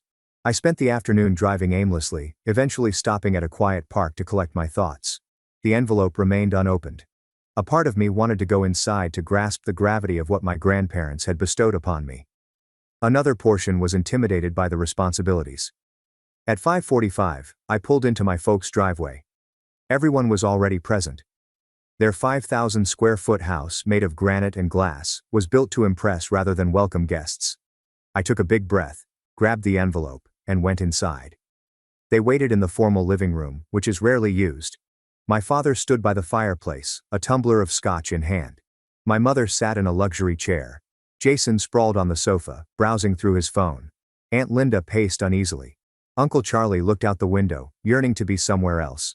Finally, when I arrived, my father said, "Sit down, Claire." I chose a chair near the door, suddenly realizing I might need to go quickly. "Let us be reasonable about this," he said, his business negotiation voice in full force. "Your grandparents were clearly not thinking clearly. They intended for the entire family to benefit, not just you." My mother agreed eagerly. "Sweetheart, managing wealth is complicated. Your father has the experience to handle this properly. You can still get a nice portion, perhaps enough for a down payment on a real house instead of that apartment." The disdain made my skin crawl, but I remained silent. My father was emboldened and continued. "Here's what we propose. You sign over the estate to me, as the financial head of the family. I will ensure everyone gets their fair share. You will receive 10%, which is more than generous considering your limited needs." 10%? I discovered my voice. That would still be over $2 million. Exactly, Jason chimed in. More than enough for a teacher. I need at least $5 million for my cryptocurrency exchange platform. It's going to be huge. I was suspicious when he said. Jason had spent years bouncing between get-rich-quick scams, never holding a job for more than 3 months. His previous idea, an app for looting public restrooms, failed after burning up $50,000 of my parents' money. "The house should go to us," Aunt Linda said. "We have 3 children to consider, and that neighborhood would provide them with better educational opportunities." I almost chuckled at the silliness. Aunt Linda had never visited my folks in the residence. Her kids were strangers. Their methods developed throughout the evening. When demands did not work, they resorted to guilt.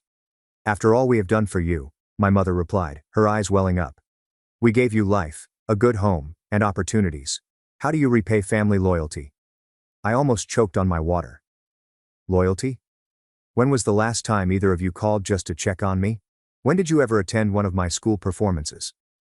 My father adjusted his strategy yet again. "We are not asking, Claire.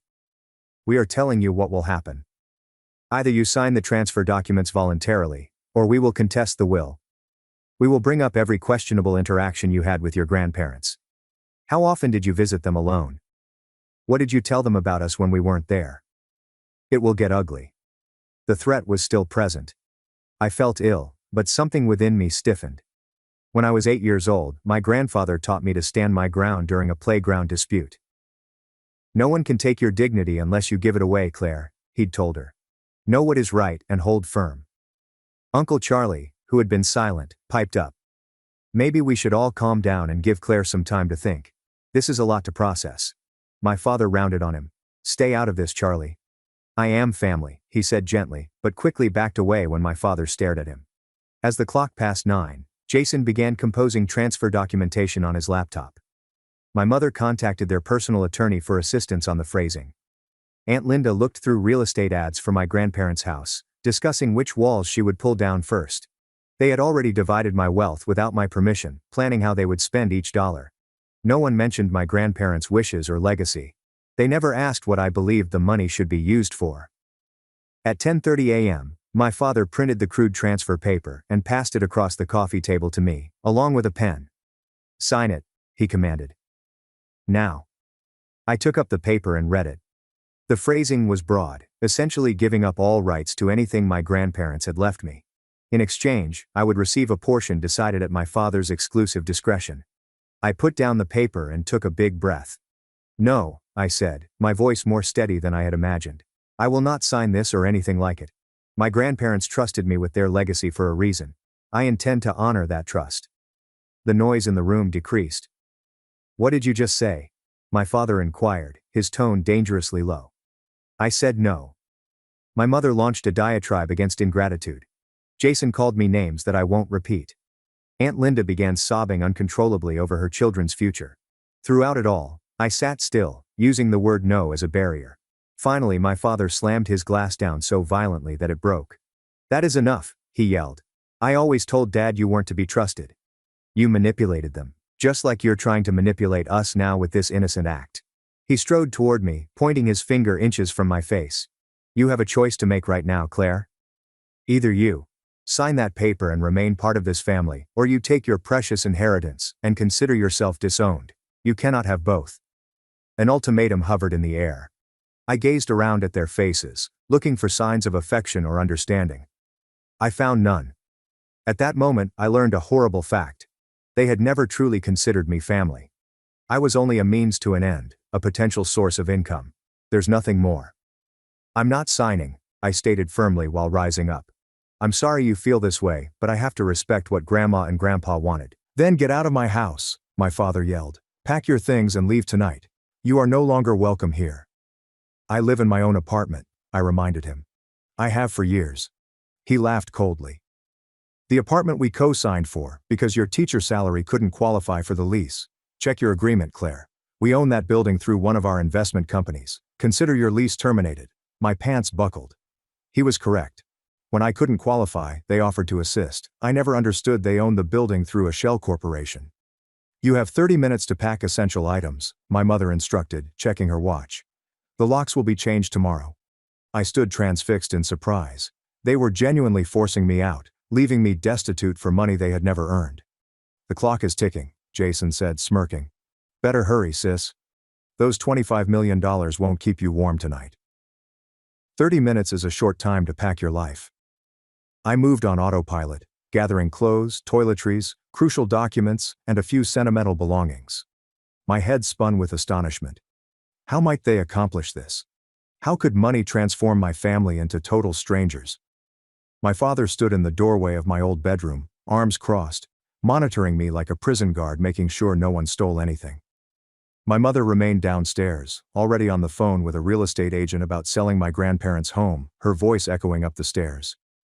You were never really part of this family anyway, my father stated coldly as I packed things into a duffel bag. Your mother and I were going to divorce before she got pregnant with you. You were the obligation that kept us together. The nonchalant brutality of his disclosure astounded me. I had always felt unwanted, but having it affirmed so bluntly, that was something else. We have wasted enough time and money on you, my mother said, coming at the doorway. Your private school tuition, braces, summer camps, all those dance lessons you were terrible at. Consider this the end of our investment. Savings.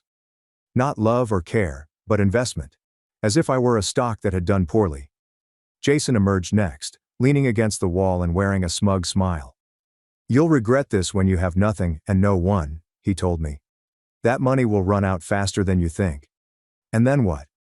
You'll come crawling back, and we'll remember how you chose cash over family. I zipped up my final luggage and fought back tears. I wouldn't cry in front of them. I would not offer them satisfaction. Is that everything? My father demanded. I gazed around the room I'd had since childhood, despite the fact that I'd only been there on occasion since college. Ballet trophies, framed diplomas, bookshelves, and photo albums. So much was left behind. I can come back for the rest later, I told myself. My father laughed. There will be no later. Whatever you leave tonight goes to charity or the trash. Your choice. The gravity of it hit me. They were utterly removing me from their lives because I refused to give them money they had not earned. I pulled my grandmother's quilt from the bed and jammed it into my already overflowing luggage. I would not leave it behind. I made my way downstairs, carrying 3 bags on my shoulders and another in my hand. Nobody offered to help. At the main door, I turned around one last time. My family formed a line, their faces set in rage, disappointment, and smug satisfaction. You might have money now, my mother stated, but family is forever. You'll realize what you've thrown away. I'm not the one throwing away family, I said quietly. You are. With that, I stepped out the door into the cool night air. The door slammed behind me with unsettling finality. Standing behind my car in the driveway, I suddenly felt the weight of everything come tumbling down. I was effectively homeless. My apartment was no longer mine. My family disowned me. In a matter of hours, I had acquired millions while losing the one support system I had ever known, flawed as it was. I sat in my car and finally let the tears to fall. Great heaving sobs made my entire body quake. I sobbed for my grandparents, whose absence seemed more poignant than ever. I cried for the family I always wanted but never had. Mostly, I sobbed for myself, lost in a world that had entirely transformed. After what seemed like hours but was really just minutes, I dried my eyes and started the car. I had nowhere to go. Hotels required credit cards with available limits, which I did not have. Friends were an option, but describing the issue seems impossible at nearly midnight. Then I remembered the envelope that David had given me. Pulling it out, I discovered a pair of keys with a familiar rabbit-shaped keychain, the keys to my grandparents' home, which was now, unbelievably, mine. The drive lasted 20 minutes. With each mile, I felt both drawn to the comfort of their home and afraid of entering it without them. I had avoided the house since the funeral, reluctant to confront the desolation. When I arrived, the porch light was already on, most likely due to a timer set by my grandfather. I sat on the driveway for a few minutes, gaining courage. Finally, I grabbed one suitcase and approached the front door, trembling the key in my palm. The house smelled precisely the same, a combination of my grandmother's lemon verbena potpourri and the wood polish my grandfather applied every Sunday. I turned on the lights, almost expecting to hear a greeting from the kitchen. The silence was terrible. I made my way to the guest room I'd always used, dropping my suitcase onto the bed. Everything was precisely how I had left it, following my previous weekend visit, a month before the accident. The novel I had been reading was still on the nightstand, with a bookmark indicating my progress. My grandma had placed freshly folded towels on the dresser in anticipation of my upcoming stay. The thoughtfulness of it, the expectation of continuity that they had no idea would be disrupted, unnerved me once more. I sank onto the bed and cried until I was exhausted, then fell asleep completely clothed on top of the covers. The morning dawned with bewildering brilliance. For a moment, I expected to smell coffee and hear my grandfather's off-key whistling. Reality struck back. They were gone. And I had inherited both their money and their enemies, all in the form of my own relatives. My phone had blown up overnight with texts and missed calls, the most of which came from my father and mother, swinging between threats and unexpected attempts at reconciliation. My mother's message read, "We can work this out if you are reasonable." My father was more direct. "You have 24 hours to reconsider before we file suit." Jason sent a single text. "Enjoying the big empty house? Not for long." That final one sent shivers down my spine. It sounded like a menace, not mere hyperbole. I forwarded it to David, and he answered immediately. "Stay where you are. I will be there in 30 minutes. Do not open the door for anyone else." His eagerness startled me, but it also brought weird comfort. At least I had someone on my side. David arrived exactly 30 minutes later with a briefcase and 2 coffees. I ushered him into the kitchen. "First things first," he remarked as he handed me a coffee. "Your family has already contacted 3 different attorneys about contesting the will. I anticipated this and have prepared countermeasures." I curled my hands around the steaming cup. "They kicked me out last night. My father apparently owns my apartment building." David nodded sadly. Typical Thomas tactics. Using leverage to force compliance. He began removing documents from his suitcase. What he didn't tell you is that your grandparents provided for this exact scenario. He showed me a deed for a little cottage 20 minutes outside of town. Your grandmother bought this property 5 years ago as an investment, but kept it in a separate trust for you. Thomas doesn't know about it. You have somewhere to go if you need it. It brought me comfort. At least I would not be homeless. But the thought of hiding out while my family surrounded me like vultures didn't set right. There's something else you should know, David added. You are not alone in this. Your grandparents had many loyal friends and associates who understood the situation with your family. As if on cue, a knock came from the back door. David smiled. That would be Miguel. Miguel. The name sounded strangely familiar. Miguel Alvarez, David said. He has been your grandparents' estate manager and handyman for 15 years. He lives in the guest house at the back of the property. I opened the door to discover a man in his early 50s with salt and pepper hair and pleasant eyes. He held his hat politely. Miss Claire? He gently continued. I am very sorry about your grandparents. They were wonderful people. I saw your car this morning and wanted to check if you needed anything. The simple kindness almost moved me to tears again. Thank you, Miguel. I'm a little overwhelmed, to be honest. Miguel nodded. Mr. Victor and Mrs. Margaret worried about that. They asked me to look after you if anything happened to them. The house, the grounds, everything is maintained. I have been keeping watch. David asked Miguel to join us. Miguel spent the next hour telling me stories about my grandparents that I'd never heard before. Building a picture of two individuals who were respected and adored by those who worked for them, not just their entitled family. Your father and brother, Miguel explained gently. They came here after the funeral when no one was around. They took things, watches, jewelry, some electronics. I have it all on the security cameras. My stomach constricted. My father had constructed a comprehensive security system for my grandparents years ago, ostensibly for their protection. I'd forgotten about the cameras. Miguel shook his head, sadly. They did not know Mr. Victor had me update the system last year. He did not trust the old one your father put in. Said it had too many blind spots. David made a note. That footage could be useful if they pursue legal action. There is more, Miguel added. Mrs. Margaret kept detailed journals. She documented everything, especially family visits and interactions. They are in her study. I followed Miguel into my grandmother's little study. A built-in bookcase had dozens of leather-bound journals, all neatly dated. Miguel plucked one off the shelf and handed it to me. This one mentions when your father asked for money last year, he claimed, for some investment opportunity. I opened the journal and immediately recognized my grandmother's exquisite handwriting. On May 15th, Thomas paid us a visit for the first time in 7 months. He didn't ask about our health or lives, but instead launched into a pitch for a cryptocurrency investment that required $250,000. When Victor refused, Thomas became hostile, accusing us of preferring Claire and saying we were naive to trust her when she only visits to secure her inheritance. Claire has never asked for money, has no idea of our net worth, and brings food every Sunday. I read entry after entry, each describing years of identical interactions. My father demanded money. My brother is suggesting ludicrous business concepts. My mother made carefully veiled remarks about how their humble living was embarrassing to her social status. In contrast, my trips were portrayed with genuine warmth. My grandma noted the tiny gifts I brought, the chats we had, and the assistance I offered around the house. She noticed me in a way that my parents never did. As I was reading, the doorbell rang. Miguel went to answer it, and he returned with an elderly woman dressed in a sensible dress and cardigan. Helen Porter, he introduced her. Your grandparents' housekeeper for 20 years. Helen held me close.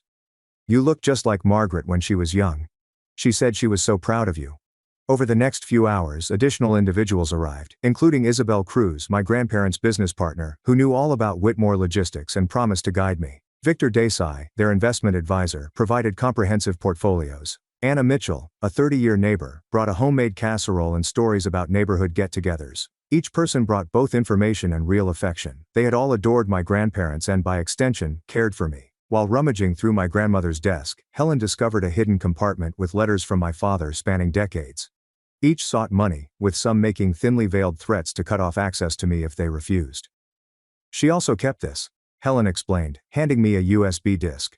Security footage from after the funeral. Your mother was going through Margaret's jewelry before the reception even ended. She took several valuable pieces, claiming Margaret would have wanted her to have them. My grandparents seemed to have been chronicling my family's conduct for years. Perhaps they knew this day would come, so they built not only a financial safety net for me, but also a network of support and evidence to preserve their interests. My phone rang at 4 p.m., as David was walking me through the difficult financial documents. A text from Jason. Hope you are enjoying Grandma and Grandpa's house while you can. Dad, Mom, Aunt Linda, Uncle Charlie and I are coming over tomorrow morning at 10 to collect what rightfully belongs to us. Better not try to stop us or things will get ugly. I showed David the note, and his demeanor darkened. Threats and potential breaking and entering, he murmured. I think it is time to activate the final part of your grandparents' plan. He made multiple phone calls, cryptically discussing meetings and evidence. When he was finished, he turned to me with determination. Your grandparents anticipated this exact scenario, Claire. They knew Thomas and the others wouldn't accept their decision. They prepared for it. Tomorrow morning we will be ready for them. But tonight, I suggest you review these materials so you understand exactly what you are fighting for. He pointed to the stack of periodicals, bank paperwork, and legal files scattered across the dining room table. Your grandparents built more than just wealth. They built relationships based on trust and respect. That is their true legacy to you. As everyone save Miguel went for the evening, promising to return the next morning, I felt a weird serenity wash over me. I wasn't fighting alone. My grandparents had made sure that I received not only their money, but also their wisdom and community. I spent the evening reading journals and financial statements, getting to know my grandparents in a new manner. They had planned strategically, thoughtfully, and meticulously. Everything they had done was intentional, including their choice of heir. For the first time since the will reading, I felt equal to the duty they had given me. I wouldn't let them down. As I was getting ready for bed, Jason sent me another text. Better sleep with one eye open, sis. Tomorrow, you'll witness what happens to those that take from this family. Instead of fear, I felt determination hardening within me. Tomorrow will undoubtedly reveal what occurs when people attempt to steal from their family, but not in the way Jason had envisioned. I got up early the next morning, nervous but determined. By 8, David had arrived with coffee, cakes and a large folder containing legal documents. These are restraining orders ready to be filed if necessary, he told me. And these are cease and desist letters addressing the specific threats Jason made. Helen arrived next, and promptly took over the kitchen to start breakfast. The familiar odors of bacon and coffee permeated the house, providing weird comfort before the approaching storm. By 9:30 the house was packed with supporters. Miguel stood silently guarding the front door. Isabel Cruz set up her laptop on the dining table. Helen bustled around, making sure everyone had coffee and food. At 9:45 a.m., automobiles began to enter the lengthy driveway. First came my father's black luxury sedan, then my mother's white SUV, Aunt Linda and Uncle Charlie's convertible, and finally Jason's ludicrous sports car. They're early, David noted, trying to catch us off guard. The doorbell rang loudly, followed by banging. David nodded to Miguel, who opened the door. My father stood on the entrance, shocked to see someone other than me respond. Behind him, the rest of my family gathered, their faces ranging from angry to smug. Where is Claire? My father demanded. This is family business. Miguel remained immobile. Miss Claire is expecting you. Please come in. My family walked into the foyer, but stopped when they noticed the group in the living room. I stood in the center, with David somewhat behind me. What's this? My mother said, her voice scratchy.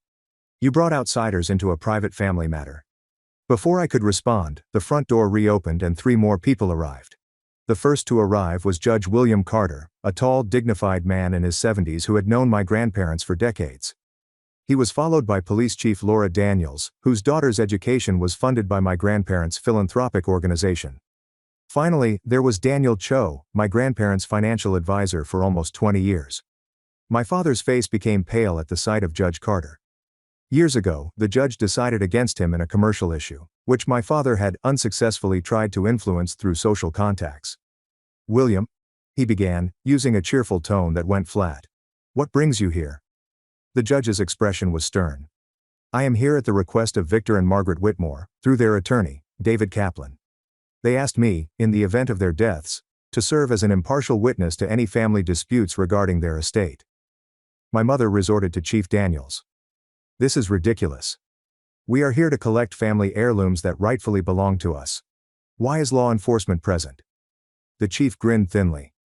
I am here as a friend of the Whitmore family, not in an official capacity. Unless, of course, someone commits a crime, in which case my official duties would naturally take precedence.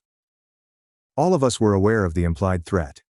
As if on cue, the back door opened, and 6 more people entered, creating a semicircle behind me. They were long-term employees of my grandparents' company. People who had known my father since boyhood, and experienced his change from entitled son to absent family member. "You've got to be kidding me," Jason grumbled. "Is this supposed to intimidate us? I know why you are here. You believe you are entitled to my grandparents' estate despite their explicit wishes. You think you can bully or threaten me into giving you what you want." I walked forward, finding courage in the support behind me. My father's expression stiffened. "Those old fools were manipulated. We are simply here to correct that injustice." From behind me, Daniel Cho spoke loudly. "Actually, Thomas, I have documentation of every attempt you made to access your parents' assets over the last 20 years. He took out a folder. "This includes the unauthorized transfer attempt from their retirement account in 2016, the forged check incident in 2018, and your attempt to have Margaret declared incompetent last year after she refused to fund Jason's failed cryptocurrency venture." My father's cheeks turned red. "But that is taken out of context." Isabel Cruz moved forward, iPad in hand. "I also have records of the company loan you never repaid, Thomas. $200,000 borrowed in 2012 for your vacation home in Aspen. Your parents never pursued repayment, though they certainly could have." One by one, my grandparents' acquaintances and associates gave evidence of my family's attempts to extract money over the years, as opposed to their scant engagement in my grandparents' actual life. Aunt Linda, who had been quietly fuming, turned to me and said, "You ungrateful little snake. You turned our parents against us, poisoned them with lies." Judge Carter cleared his throat. "Actually, Mrs. Monroe, I reviewed the video journals Margaret kept. There was no external influence. Your parents were quite clear about their reasoning." "This is all very theatrical," my mother stated dismissively. "But it changes nothing. We will contest the will. We will win." David stepped forward. "I have prepared documentation for you all, which includes evidence that would become public record if you contest the will." He handed each family member a large envelope.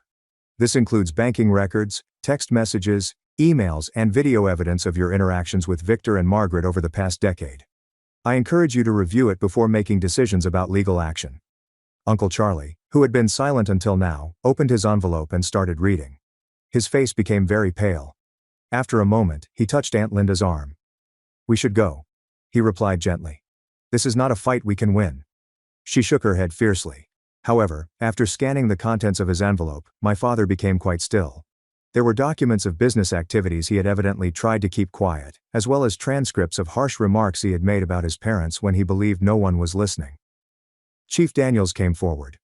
"I should also mention that the property is under 24-hour security surveillance.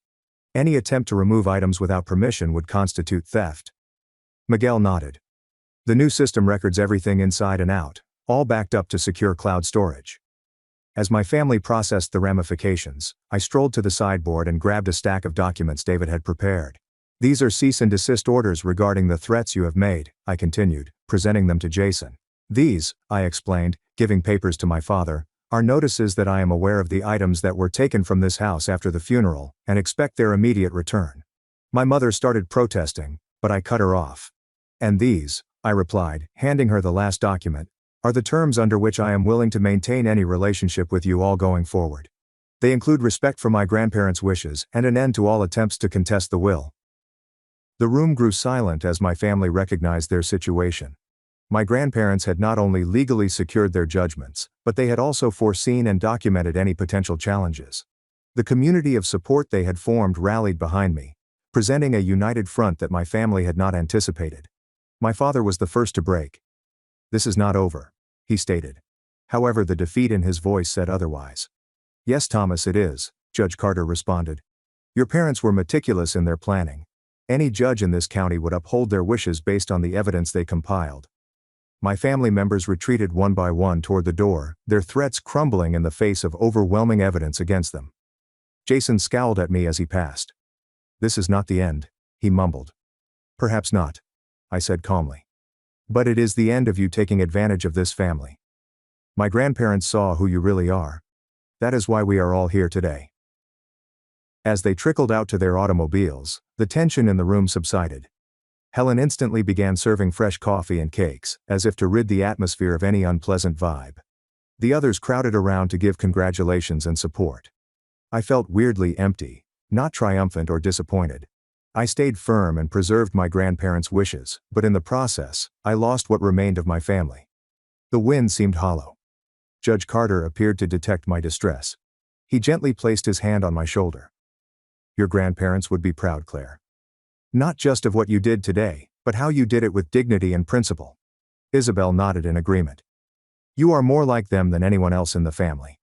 That is why they trusted you with everything. As my family's automobiles drove away down the driveway, I understood I had crossed a threshold. The family I knew was no longer there, but in their place stood a community united by genuine respect and shared values, the authentic legacy my grandparents had established over a lifetime. It wasn't my birth family, but it could have been the one I was intended to have all along. 6 months have passed in a flurry of learning and adjustment. The initial weeks after the confrontation were the most difficult, full with legal paperwork, financial considerations, and the agonizing process of understanding that my biological family had prioritized money over relationship. They made a few half-hearted attempts at reconciliation, but only when they needed something, demonstrating that nothing had truly changed. With David's and my grandparents' advisors' help, I founded the Margaret and Victor Whitmore Foundation for Education, which has pledged $10 million to support needy students and schools in our community. The foundation concentrated on arts education and vocational training, which my grandparents had long thought were neglected. I returned to teaching kindergarten, surprising people who expected me to quit once I became affluent. My classroom at Sunshine Elementary became a demonstration of what was possible with the right materials. I personally funded new books, art supplies, and technology that the school budget could never afford. Every youngster received healthy food on a daily basis, as well as winter clothing if necessary.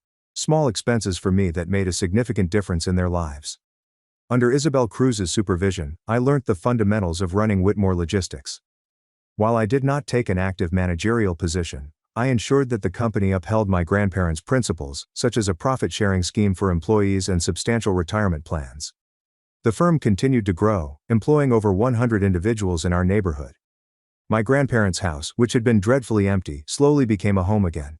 I went from the guest room to the master bedroom, but it took months for me to feel safe sleeping there. With Miguel's assistance, I transformed the spacious basement into a community place for foundation events and educational activities. Helen still came 3 times a week, refusing to completely retire. My family made infrequent attempts to re-establish communication, but their motivations were clear. My father contacted when his company was experiencing cash flow issues, implying that short-term loans would be an option. My mother contacted me once her social circle learnt about my charity and expressed an interest in serving on the board. Jason texted to ask for startup financing after his last idea flopped. Aunt Linda contacted around the holidays, proposing that family members get together, especially those with large residences ideal for hosting gatherings. Each time, I respectfully but firmly maintained my boundaries, referring them to the terms I had set following the altercation. I would consider a partnership founded on mutual respect and true care, but not on financial gain. None of them could meet the simple requirements. Instead, I created new customs with the chosen family that my grandparents had established. Sunday meals continued, now hosted by me, and including rotating visitors such as Isabel, David, Miguel and his family, Helen, and others from my grandparents' group. We celebrated holidays together, shared milestones, and helped each other through difficult times. It was not the family I was born into, but it was a group united by something more than DNA. Shared beliefs and genuine love. For the first time since the burial, I visited my grandparents' graves on a crisp fall morning, much like the day of their accident. I brought some fresh flowers and sat on a tiny bench nearby, finally ready to have the talk I'd been avoiding. I'm doing my best to honor what you built, I assured them, feeling only slightly silly for saying it aloud. The foundation is making a difference. 3 students have already received full college scholarships who otherwise couldn't have gone. Your employees still speak about you with such respect. A light breeze rustled the adjacent trees, sending golden leaves spiraling down. It was the kind of lovely autumn day that my grandma had enjoyed. I wish you were here to see it all, I said. I have so many questions about decisions you made, investments you chose, people you helped. But I'm figuring it out step by step. In the months since inheriting, I've discovered a number of modest charities that my grandparents had sponsored discreetly. They had paid the children's medical bills. Families whose homes had been protected from foreclosure. Employees who had supported their children through college without receiving public attention or acclaim. "Thank you for trusting me," I said quietly. "I understand now why you made the choice you did." It was never really about the money. It was about values, about using resources for something meaningful, rather than status or power. As I sat there, memories flowed over me, not with the acute anguish of recent bereavement, but with bittersweet gratitude for the time we had spent together. I recall my grandfather teaching me to fish, my grandmother teaching me how to bake her renowned apple pie, and both of them attending every school play and graduation when my parents were too busy. The inheritance had never been primarily monetary. It had been about entrusting me with their legacy, their ideals, and their vision of what wealth could achieve when utilized for good and compassion. The following day, I hosted the Foundation's inaugural major event, a scholarship ceremony for 20 high school seniors who would get complete college support. As I watched these bright, driven young people seize possibilities that might alter their paths, I felt my grandparents' presence clearly. Laura Vasquez, a clever young woman who reminded me of myself at that age, was one of the beneficiaries. She intended to become a teacher to give back to her community, just as she had been helped. Laura approached me after the event, tears in her eyes. "My parents both work 2 jobs," she explained. "No one in my family has ever gone to college. This changes everything. Not just for me, but for my younger siblings who now see it as possible." In that moment, I fully realized what my grandparents had been working on all along. Not just a business or a fortune, but a legacy of positive impact. A ripple effect that would last long after they died. They had trusted me to multiply that effect, to carry their values forward in ways they could not see but had imagined. The money had shown me who valued fortune over relationships. However, it had also shown a community of genuine connection. People who loved my grandparents for who they were rather than what they owned. That was the genuine inheritance, worth more than any economic amount. As I move forward, I will continue to educate, operate the foundation, and study the business. Wealth enables me to spread good work, but it does not define me. I still live cheaply, drive a practical car, and volunteer on weekends instead of shopping. My grandparents would probably approve. They constantly stated that money was a tool, not a goal. I now understand what they meant. How about you? Have you ever had to withstand pressure from loved ones to do what you knew was right? Please let me know in the comments below. And if this spoke to you, please like, subscribe, and share with someone who might need encouragement to stand their ground. Remember that family is about love and respect, not obligation or gain.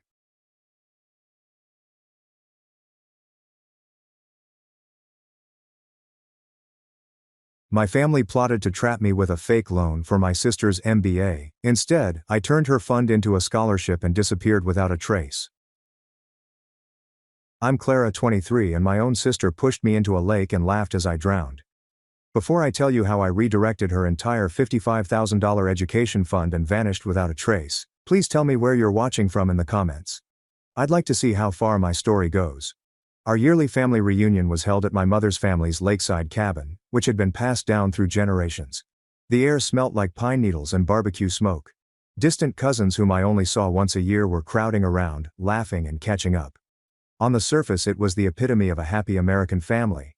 But for me, it was just another stage for my family's favorite show, in which I played the same role year after year, the dependable, responsible, and completely invisible younger sister.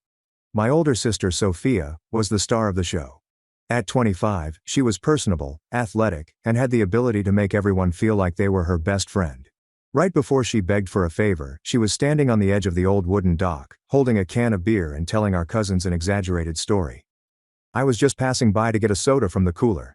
"Hey little sis," she slurred, a sneer on her lips, "thinking about all the money your grandmother left you." I ignored her and reached for a cold can. It was her favorite topic. My inheritance, not ours, but mine. A reality that bothered my family every day. "Don't be like that," she urged, moving in front of me.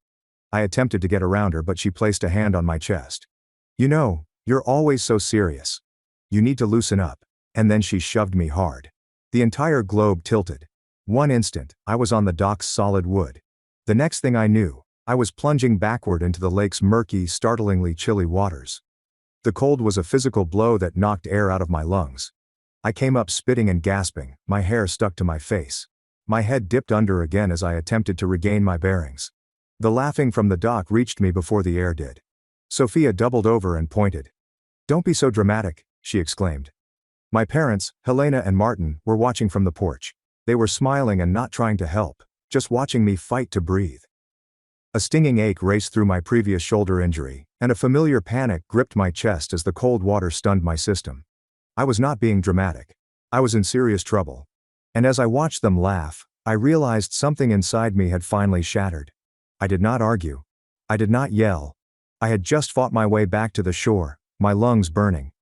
2 weeks later, her education fund was depleted. And so was I. The journey home from the reunion was quiet. I sat in the back seat, wrapped in a damp, musty towel. The car's air conditioning felt like ice on my skin.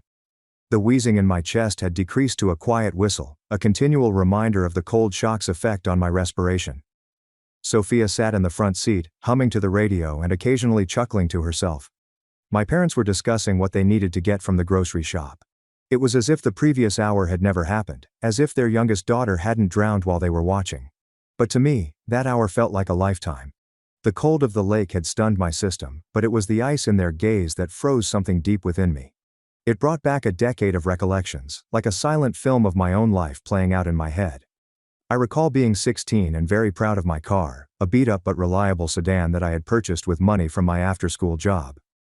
A week later, Sophia, who had recently had her license suspended for speeding, took it without asking and wrapped it around a telephone pole. When I discovered out, my mother took me aside, her voice quiet and imploring. She made a mistake. Clara, she feels terrible. Be a good sister. That money your grandmother is saving for you can cover it, right? I ended up paying for the damages. Sophia never said thank you. I remembered my 20th birthday. I wanted to have a great meal with my family. Instead, I spent the night sending Sophia $5,000. She was in Las Vegas with her friends and had, as she put it, hit a rough patch. My father clapped my shoulder when I got off the phone. That's my girl. She's always responsible. My grandma, my mother's mother, had witnessed everything. She was a calm, observant woman who had started a successful construction company from scratch. She witnessed how I conserved my money while Sophia spent her allowance. She watched while I studied for my examinations while Sophia partied.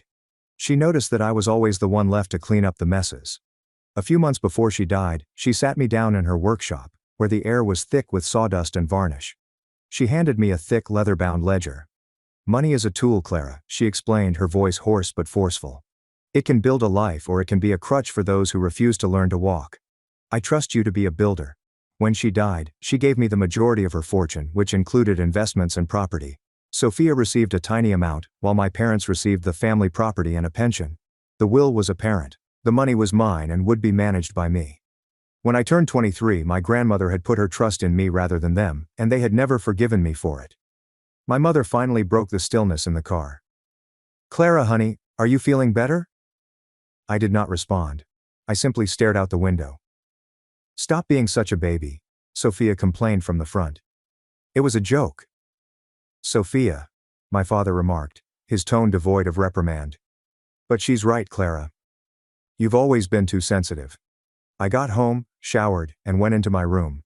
The chill wasn't just in my bones now. It was in my heart. I took out my phone and contacted the only person I knew who would understand. Anna. We'd been best friends since kindergarten, and she'd been a frontline witness to my family's dynamics for years. They did what? She asked, her voice low and growling as I repeated the event. I imagined her pacing her small apartment, running her hand through her hair in frustration. They just laughed, Anna, like it was the funniest thing they'd ever seen. I'm coming over, she said. She was there in 15 minutes with a bag of greasy burgers. We sat in my room, and for the first time that day, I felt a sense of warmth. This isn't just about the lake, Clara. You know that, right? She added, handing me a burger. I wasn't hungry, but I accepted it anyhow. How many times have you bailed her out? How many loans have you given them that you know you'll never see again? I simply shrugged and picked at the wrapper. They're not just taking your money, girl. They're taking your life. They're disrespecting you because they know you'll just take it. You're their safety net, their get-out-of-jail-free card. She leaned forward, her gaze fierce. Have you ever even once felt loved by them without a condition attached? Without them needing something from you? Her question struck me harder than the frigid water. I struggled to recall a single moment or memory in which their devotion was unrelated to my obedience or my wallet. Nothing arrived. The silence dragged on, punctuated by a terrible dawning knowledge. My eyes welled up with tears I hadn't realized I had. I turned away, not wanting her to notice. She pretended not to notice. After Anna had left, I found myself digging out an old photo album. There we were, a family of 4, happy at Disney World. I was approximately 10. I remembered the trip. I remembered that my father had misplaced his wallet, and I had handed up the $200 I had saved for a new video game console to help pay for the hotel. My mother had hugged me and referred to me as her little hero. At the time I felt a flush of pride. Looking at the snapshot, I could only see the beginning of the pattern. I flipped through the pages, each pleasant image a fabrication. Graduation photographs, Christmas mornings, and birthday celebrations. Each milestone was polluted by a transaction. A sacrifice I made that was expected but not appreciated. I closed the album, a deep sense of loss sweeping over me. I wasn't just mourning my family. I was grieving for the family I believed I had, the one I so wanted to believe in. The smiling folks in the photographs were strangers, and I was a stranger in my own home. I sat there in the dark, tears finally falling, grieving for the child in the images, who only wanted her family to love her for who she was, not what she had. The following few days were a whirl of forced friendliness. My family acted as if nothing had happened, which was far worse than their anger. It completely invalidated my experience.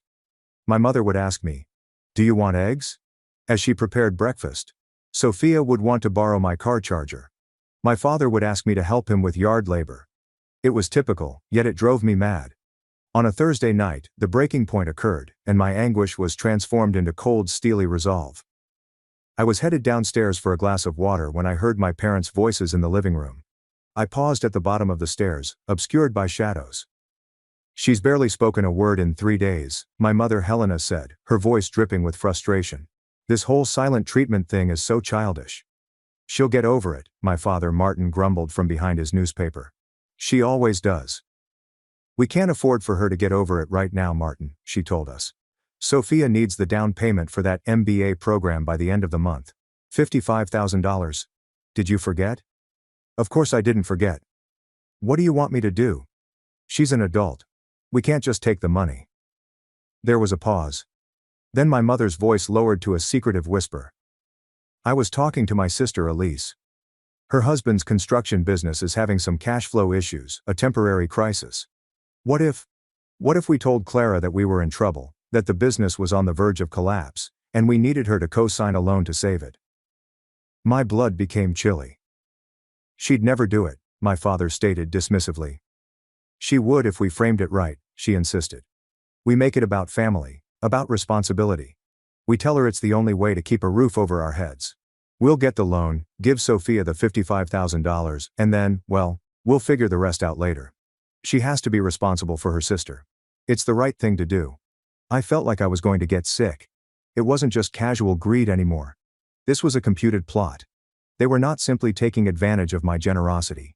They intended to purposefully deceive me, trapping me in debt to support my sister's life. I backed away from the stairs, my heart racing in my chest, and went into my room before they could hear me. I closed the door with my back against it, and slipped to the floor. It was one thing to take for granted. It was another thing to be the target of your own parents' conspiratorial plot. The next day, I tried to contact my lover Lucas. We'd been dating for almost a year. He was intelligent, ambitious, and I believed he was on my side. We met for coffee, and I told him about the lake, the history of financial demands, and the talk I had overheard. I expected fury. I expected him to tell me to get out of there. Instead, he stirred his coffee with a contemplative scowl on his lips. "Wow, that's a lot, Clara." "A lot, Lucas. They're planning to defraud me." "Well, maybe not defraud," he answered slowly, avoiding my gaze. "Maybe they're just desperate. And it's just a signature, right? For family. You don't want to be the one to break up your family over money. Do you think about what people would say?" I stared at him, the coffee cup frozen halfway between my lips. What they would say. It didn't matter what was right or wrong. It was not about my well-being. It was about appearances. And in that instant, I recognized that my heritage was not a burden for him. He enjoyed this feature. The beautiful dinners, weekend vacations, and financial stability were all part of my attraction. My agony was simply an inconvenient byproduct. "I have to go," I replied, getting up abruptly, rattling the table. That night, I contacted Anna again. I told her everything. The plot. Lucas's reaction. There was a long pause on the other end of the line. Then she continued. I know a lawyer, Clara. My aunt used her for her divorce. She's tough, and she's smart. Her name is Marianne Keller. I think you should call her, not to sue them, just to know what your rights are, to know what you're up against. She texted me her phone number. I stared at it for 10 minutes before my thumb hit the call button. Marianne Keller's office was located in a sleek, modern building downtown. It felt like another universe from my family's suburban house. Marianne herself was in her late 40s, with keen, intelligent eyes and a calm, no-nonsense demeanor. She listened to my entire story without pausing, her pen occasionally scribbling a note on a legal pad. When I finished, I felt emotionally exhausted, as if I had run a marathon. She looked at me with a blend of professionalism and genuine empathy. Clara, she said, her tone firm and soothing. Let's be perfectly clear. The assets your grandmother left you are yours and yours alone. You have zero legal obligation to pay for your sister's education, her car, or her lifestyle. The only obligation you have is the emotional one they have manufactured and exploited for years. Hearing it stated so clearly and legally felt like a tangible weight was lifted off my shoulders. The plan you overheard, she said with a slightly sterner voice, is not just morally reprehensible. It borders on conspiracy to commit fraud. If you were to sign that loan under false pretenses they created, you would be legally on the hook. And they know that. We spoke for more than an hour. We discussed alternatives. We discussed trusts and foundations. We spoke about boundaries. For the first time, I wasn't simply discussing my feelings. I was discussing strategy. I left her office feeling changed. The pain was still there, a slow ache in my chest, but for the first time, it was accompanied by something else. A flash of power, a feeling of control. They had shoved me into the water, expecting me to flail and splash before giving in. They had no notion I was going to learn how to build a dam. The 2 weeks following my meeting with Marianne Keller were the most silent and intense of my life. On the exterior, I appeared calm and compliant. I returned to being the Clara they were used to. I answered my mother's inquiries regarding my day. Sophia beat me in video games. I even helped my father clean out the garage. I was playing a character, and I had never been a more compelling performer. Inside, however, a tempest raged. Every polite smile was a facade. Every nod of assent represents a neatly placed chess move. I was no longer a victim, subject to their whims. I was an architect who planned my own escape. My plan was to test the waters and validate what I already knew in my heart. One evening during supper, I let out a deep sigh. I got some tough news today, I remarked, pushing my mashed potatoes around my plate. That tech stock I invested a chunk of my savings in took a nosedive. I've lost a significant amount of money. The reaction was immediate and telling. My mother's fork clattered on her plate. What? How much? A lot, I answered vaguely, studying their expressions. It's going to take a while to recover. I'll have to be really careful with my finances for the foreseeable future. I saw it. There was no concern for me or my supposed financial loss, just pure panic. My sister Sophia's face discolored. You're kidding me, right? What about my MBA? The tuition payment is due. I'm sorry, Sophia, I replied, catching her gaze. I don't think I can help with that right now. What do you mean you can't help? My mother, Helena, asked, her voice rising. You can't just be irresponsible with that money, Clara. Your grandmother left it for you to build a future for this family's security, not to gamble away on stocks. The hypocrisy was so thick I could choke on it. This was the ultimate confirmation. My worth to them was not as a daughter or sister, but as a financial account and resource. And now that the resource was apparently in jeopardy, the thin veil of familial fondness was peeled away, revealing the ugly, desperate hunger underneath. The next day, I started building my ark. I had a few more modest, clandestine sessions with Marianne. We lay out the strategy. My parents expected $55,000 for Sophia, which was sitting in a high-yield savings account under my name. It had always been my money, set aside for her education out of a misplaced sense of responsibility. Now, it would be repurposed. Marianne assisted me in completing the paperwork necessary to start a private scholarship foundation. It was an easy legal maneuver. I would gift the $55,000 to this new organization, which would subsequently provide scholarships to needy kids in my town. We even gave it a name, adding a final poetic twist of irony. We named it the Wilson Scholarship Foundation. Wilson was our family's name. Marianne handled the legal framework, and I handled the mechanics of my departure. I had a degree in graphic design, so I secretly sent my portfolio to several organizations in a city 3 states away, where I knew no one and could remain anonymous. Within 2 weeks, I had a potential interview scheduled over Zoom. A few days later, they offered me a junior designer position, contingent on background checks. I accepted on the moment. I located a little apartment online and paid the month's rent and security deposit with a new bank account that my family had no idea about. I began packing my belongings late at night, one box at a time, and hiding them in the back of my closet. My most prized possessions, my grandmother Ingrid's old tools, my collection of vintage design books, and images of myself and Anna. My actual life. One afternoon I overheard my mother on the phone, her voice strained with worry. She stood in the kitchen, her back to me. "I don't know what to tell you, Elise," she said. "You'll get your money. I need more time. Martin's deal fell through. We were counting on, just give me until the end of the year." So there it was. A seed of truth. My aunt, who was always kind to me, was a creditor. Her kindness was like progressively tightening a thumbscrew. This wasn't simply about moving Sophia ahead. It was about getting themselves out of a hole they had made with my own aunt. Their deception was far more intricate than I could have anticipated. The parts were all in place. The foundation is legally established. The employment was secure. The unit was waiting. The only thing left to do was walk away. My family, unaware of the approaching tidal wave, decided to stage their final show. My mother said that we were having a special family meeting supper. Her tone was unnaturally cheery, as it often is when she is ready to ask for anything significant. She prepared my favorite supper, roast chicken and rosemary potatoes. The entire house smelled like I was preparing to leave for good. We sat at the dining table, the fine china glittering in the light. It felt like a scene from a movie, a stressful family drama unfolding in real time. My dad cleared his throat. My mother folded her hands on the table, while Sophia sat back in her chair with a sense of entitlement. "Clara," my mother said, her voice full of forced earnestness.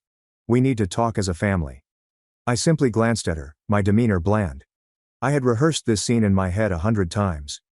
"Your father and we've hit a rough patch," she whispered, a single flawless tear falling down her cheek. "The business is not doing well. We're facing a crisis, and we're in danger of losing everything." My father nodded grimly, performing his role. "We need your help, sweetheart." We wouldn't ask if it wasn't a matter of life and death. Just as I had overheard, he passed a sheath of papers over the table, including a loan application. They wanted me to be a guarantor for a massive loan, using my investment portfolio as collateral. "It's just a signature," my mother said softly, her eyes begging. "To save your family," Sophia added, the final nail in the coffin. "It's time to be an adult, little sister. Time to take on some real responsibility." I gazed down at the papers. I stared at their eager expressions. My mother's desperate hope, my father's firm demand, and my sister's arrogant sneer. I saw the entire terrible tragic play as it was, and I felt nothing. The wrath had dissipated, leaving a cold, crystalline calm. I took the pen they'd so kindly left alongside the documents. I held it for a moment. I could sense victory in their eyes. They believed they had won. Then I gently placed the pen back on the table, untouched. I stood up. "No," I replied. My voice was soft, yet it resonated across the suddenly silent room. "What?" my mother gasped. "No," I said, a little louder this time. I looked each one in the eyes. "I won't be signing anything." I turned and walked out of the dining room, leaving them in bewilderment. I went upstairs, took the 2 duffel bags I'd packed with my essentials, walked out the front door, got in my car, and drove away without looking back. The genuine climax occurred with a letter, not a roar. 3 days later, my sister Sophia stepped into our local bank's main branch, sure that my small tantrum had ended. She went to the private client advisor she had been warned about to arrange for a wire transfer for her tuition. She probably went in with a swagger, anticipating the red carpet treatment. She provided the advisor her name and said that she was there to access the monies her sister was donating for her MBA. The advisor, a courteous woman in her 50s, entered her name into the system. She frowned. She typed it again. "I'm sorry, Miss Wilson. I don't see any notes here about a transfer." "It's coming from my sister's account, Clara Wilson," Sophia probably said, her voice tinged with irritation. More typing equals a longer pause. "Ms. Wilson," the advisor continued, her voice intentionally bland. "The account you're referring to was closed 2 days ago. The funds were transferred out." Transferred where? That's my money, she would have cried, turning heads in the otherwise calm bank lobby. The counsel would have gently emphasized that the monies were legally in my name and that I had full authority to relocate them. But it was not the finest part. The next day a big cream-colored letter arrived at our residence, addressed to Miss Sophia Wilson. It appeared formal and important. She probably ripped it open because she thought it was a bank error that needed to be corrected. A letter was enclosed, printed on rich embossed letterhead. It started, "Dear Miss Wilson, on behalf of our board of directors, we are delighted to inform you that you have been named the honorary inspiration for the newly established Wilson Scholarship Foundation. A generous anonymous donation of $55,000 has been made in your family's name to provide financial assistance to bright, deserving students in our community who have overcome significant personal and financial obstacles." I wasn't there to witness it, but I can vividly recall Sophia's face turning pale, my mother clutching the letter, her hand quivering as she read it aloud, and my father dropping into a chair, his face ashen.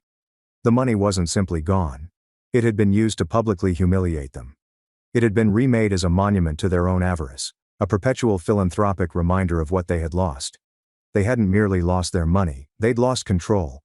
The power had changed totally and irreversibly, and I was already 3 states away, beginning over. The consequences were immediate and exactly as I had anticipated. My phone started to explode up. My mother had called me. I let it go to voicemail. The note she left was a master tutorial in emotional manipulation. Her voice strangled with phony tears. "Clara, honey, what have you done? There's been a terrible mistake. You need to call us. We're so worried. This isn't you." Sophia made the following call. I did not have to listen to the voicemail to find out what it said. Her text messages were a flood of furious, misspelled sentences that detailed the entire story. "Where is my money? You think this is funny? You ruined my life. You are dead to me." Then my father sent me a harsh and chilly text. "Call your mother. You've upset her terribly." I read the messages, listened to the voicemail for a few seconds, and then did something I should have done years before. I accessed my contact list and banned their numbers one by one. Mother, father, sister, and Lucas. The sensation of relief was bodily, like a deep cleaning breath. The silence that followed was lovely. A couple of days later, I received a call from an unknown number. I paused, then responded. It was my Aunt Elise. Her voice sounded syrupy sweet. "Clara, sweetie, it's your auntie. Your mom is beside herself with worry. We all are. Why don't you just come home so we can talk this all out? Whatever is wrong, we can fix it." She was their final hope. A nice detective sent in to mediate. But I knew the truth. She was not concerned about me. She was concerned about the loan her parents owed her. "I'm fine, Aunt Elise," I said, my voice calm and steady. "There's nothing to talk about." "Your family?" "They haven't been my family for a long time." Before she could react, I hung up and blocked her number. I knew they would not give up easily. Marianne had warned me that their next step would be a desperate, sad attempt to control me through the authorities. One evening I heard a knock on my new apartment door. My pulse raced for a moment, but then I peeked through the peephole and saw 2 police officers. I opened the door. "Can I help you?" "Are you Clara Wilson?" one of them inquired. "I am." "Ma'am, we received a call from your family. They filed a welfare check request claiming they were concerned for your safety. They said you left under unusual circumstances." I had to control myself from laughing. "Officers, I'm 23 years old. I'm not missing. I moved here for a new job. I'm perfectly safe and sound." I showed them my new driver's license with my local address and job ID. The officer nodded and scribbled on his notepad. "So, you've left voluntarily?" 100%, I answered. "I would appreciate it if you could inform my family that I am fine and that I do not wish to have any contact with them. Any further attempts they make to contact me will be considered harassment." They were professional and understood instantly. They went, and I realized my family's options had been limited. They'd played their final card and lost. Their authority over me was formally revoked. They couldn't force me, influence me, or use someone else to get to me. They were left with only the repercussions of their own deeds. And I was finally completely free. 6 months have passed. 6 months of peaceful, joyous, and occasionally painful healing. My new city was both bustling and anonymous. My employment as a junior designer was both tough and rewarding. I was surrounded by individuals who recognized me as Clara, the girl who knew fonts and had a dry sense of humor, not Clara, the family's ATM. I had made a few friends at work, We'd get cocktails after a tough week and go hiking on weekends. They were basic, uncomplicated friendships, devoid of the burdens of history and responsibility. Most importantly, I was caring for myself. I met an excellent physical therapist who assisted me in overcoming my persistent shoulder pain. With each activity, I felt myself physically stronger, which mirrored the mental strength I was developing. On her recommendation, I began visiting a therapist. We discussed boundaries, guilt, and redefining what family meant. Unpacking 2 decades worth of emotional baggage was difficult, but essential. One afternoon, I received an email from Amelia, with a subject line that made my breath catch. Amelia was my cousin and Sophia's younger sister. She was 16, a quiet, attentive girl who was always on the fringes of family gatherings. I recall seeing her near the pier that day, her eyes wide with an expression I couldn't understand. I opened the email. "Hello, Clara. I'm not sure if you'll even get this. Mom said no one should contact you, but I felt compelled to. I have been thinking a lot about that day at the lake. I observed what Sophia did, and I noticed that you were truly struggling. I wanted to say something, but I was terrified. I'm so sorry I didn't. Things have been chaotic around here since you departed. Uncle Martin and Aunt Helena are a disaster. Sophia was dropped from the MBA program and now works in a call center. She's always angry. But there is something else you should know. The reason for everyone's desperation. I overheard my mother, Aunt Elise, argue with Aunt Helena on the phone. My father's business is really in trouble. And my mother had lent your parents a large sum of money a time back. She threatened to take them to court if they did not pay her back. They weren't attempting to acquire your money solely for Sophia's education. They were trying to protect themselves from my mother. It in no way justifies what they did. But I felt you should know the complete thing. I hope you're fine. I'm very delighted you got out. Emilia." I reread the email 3 times. It did not come as a shock. Not really. It confirmed the stray puzzle pieces I'd already acquired. It did not alter my emotions, and it certainly did not make me feel sorry for them. Their desperation did not justify their violence, but it did provide a last clarifying lens into the entire awful event. It confirmed my decision. I had not merely escaped from greed. I had escaped a sinking ship, a maelstrom of terrible judgments and desperate actions that would definitely have dragged me down with it. I replied to Amelia with a short basic email. "Thank you for informing me. It means a lot.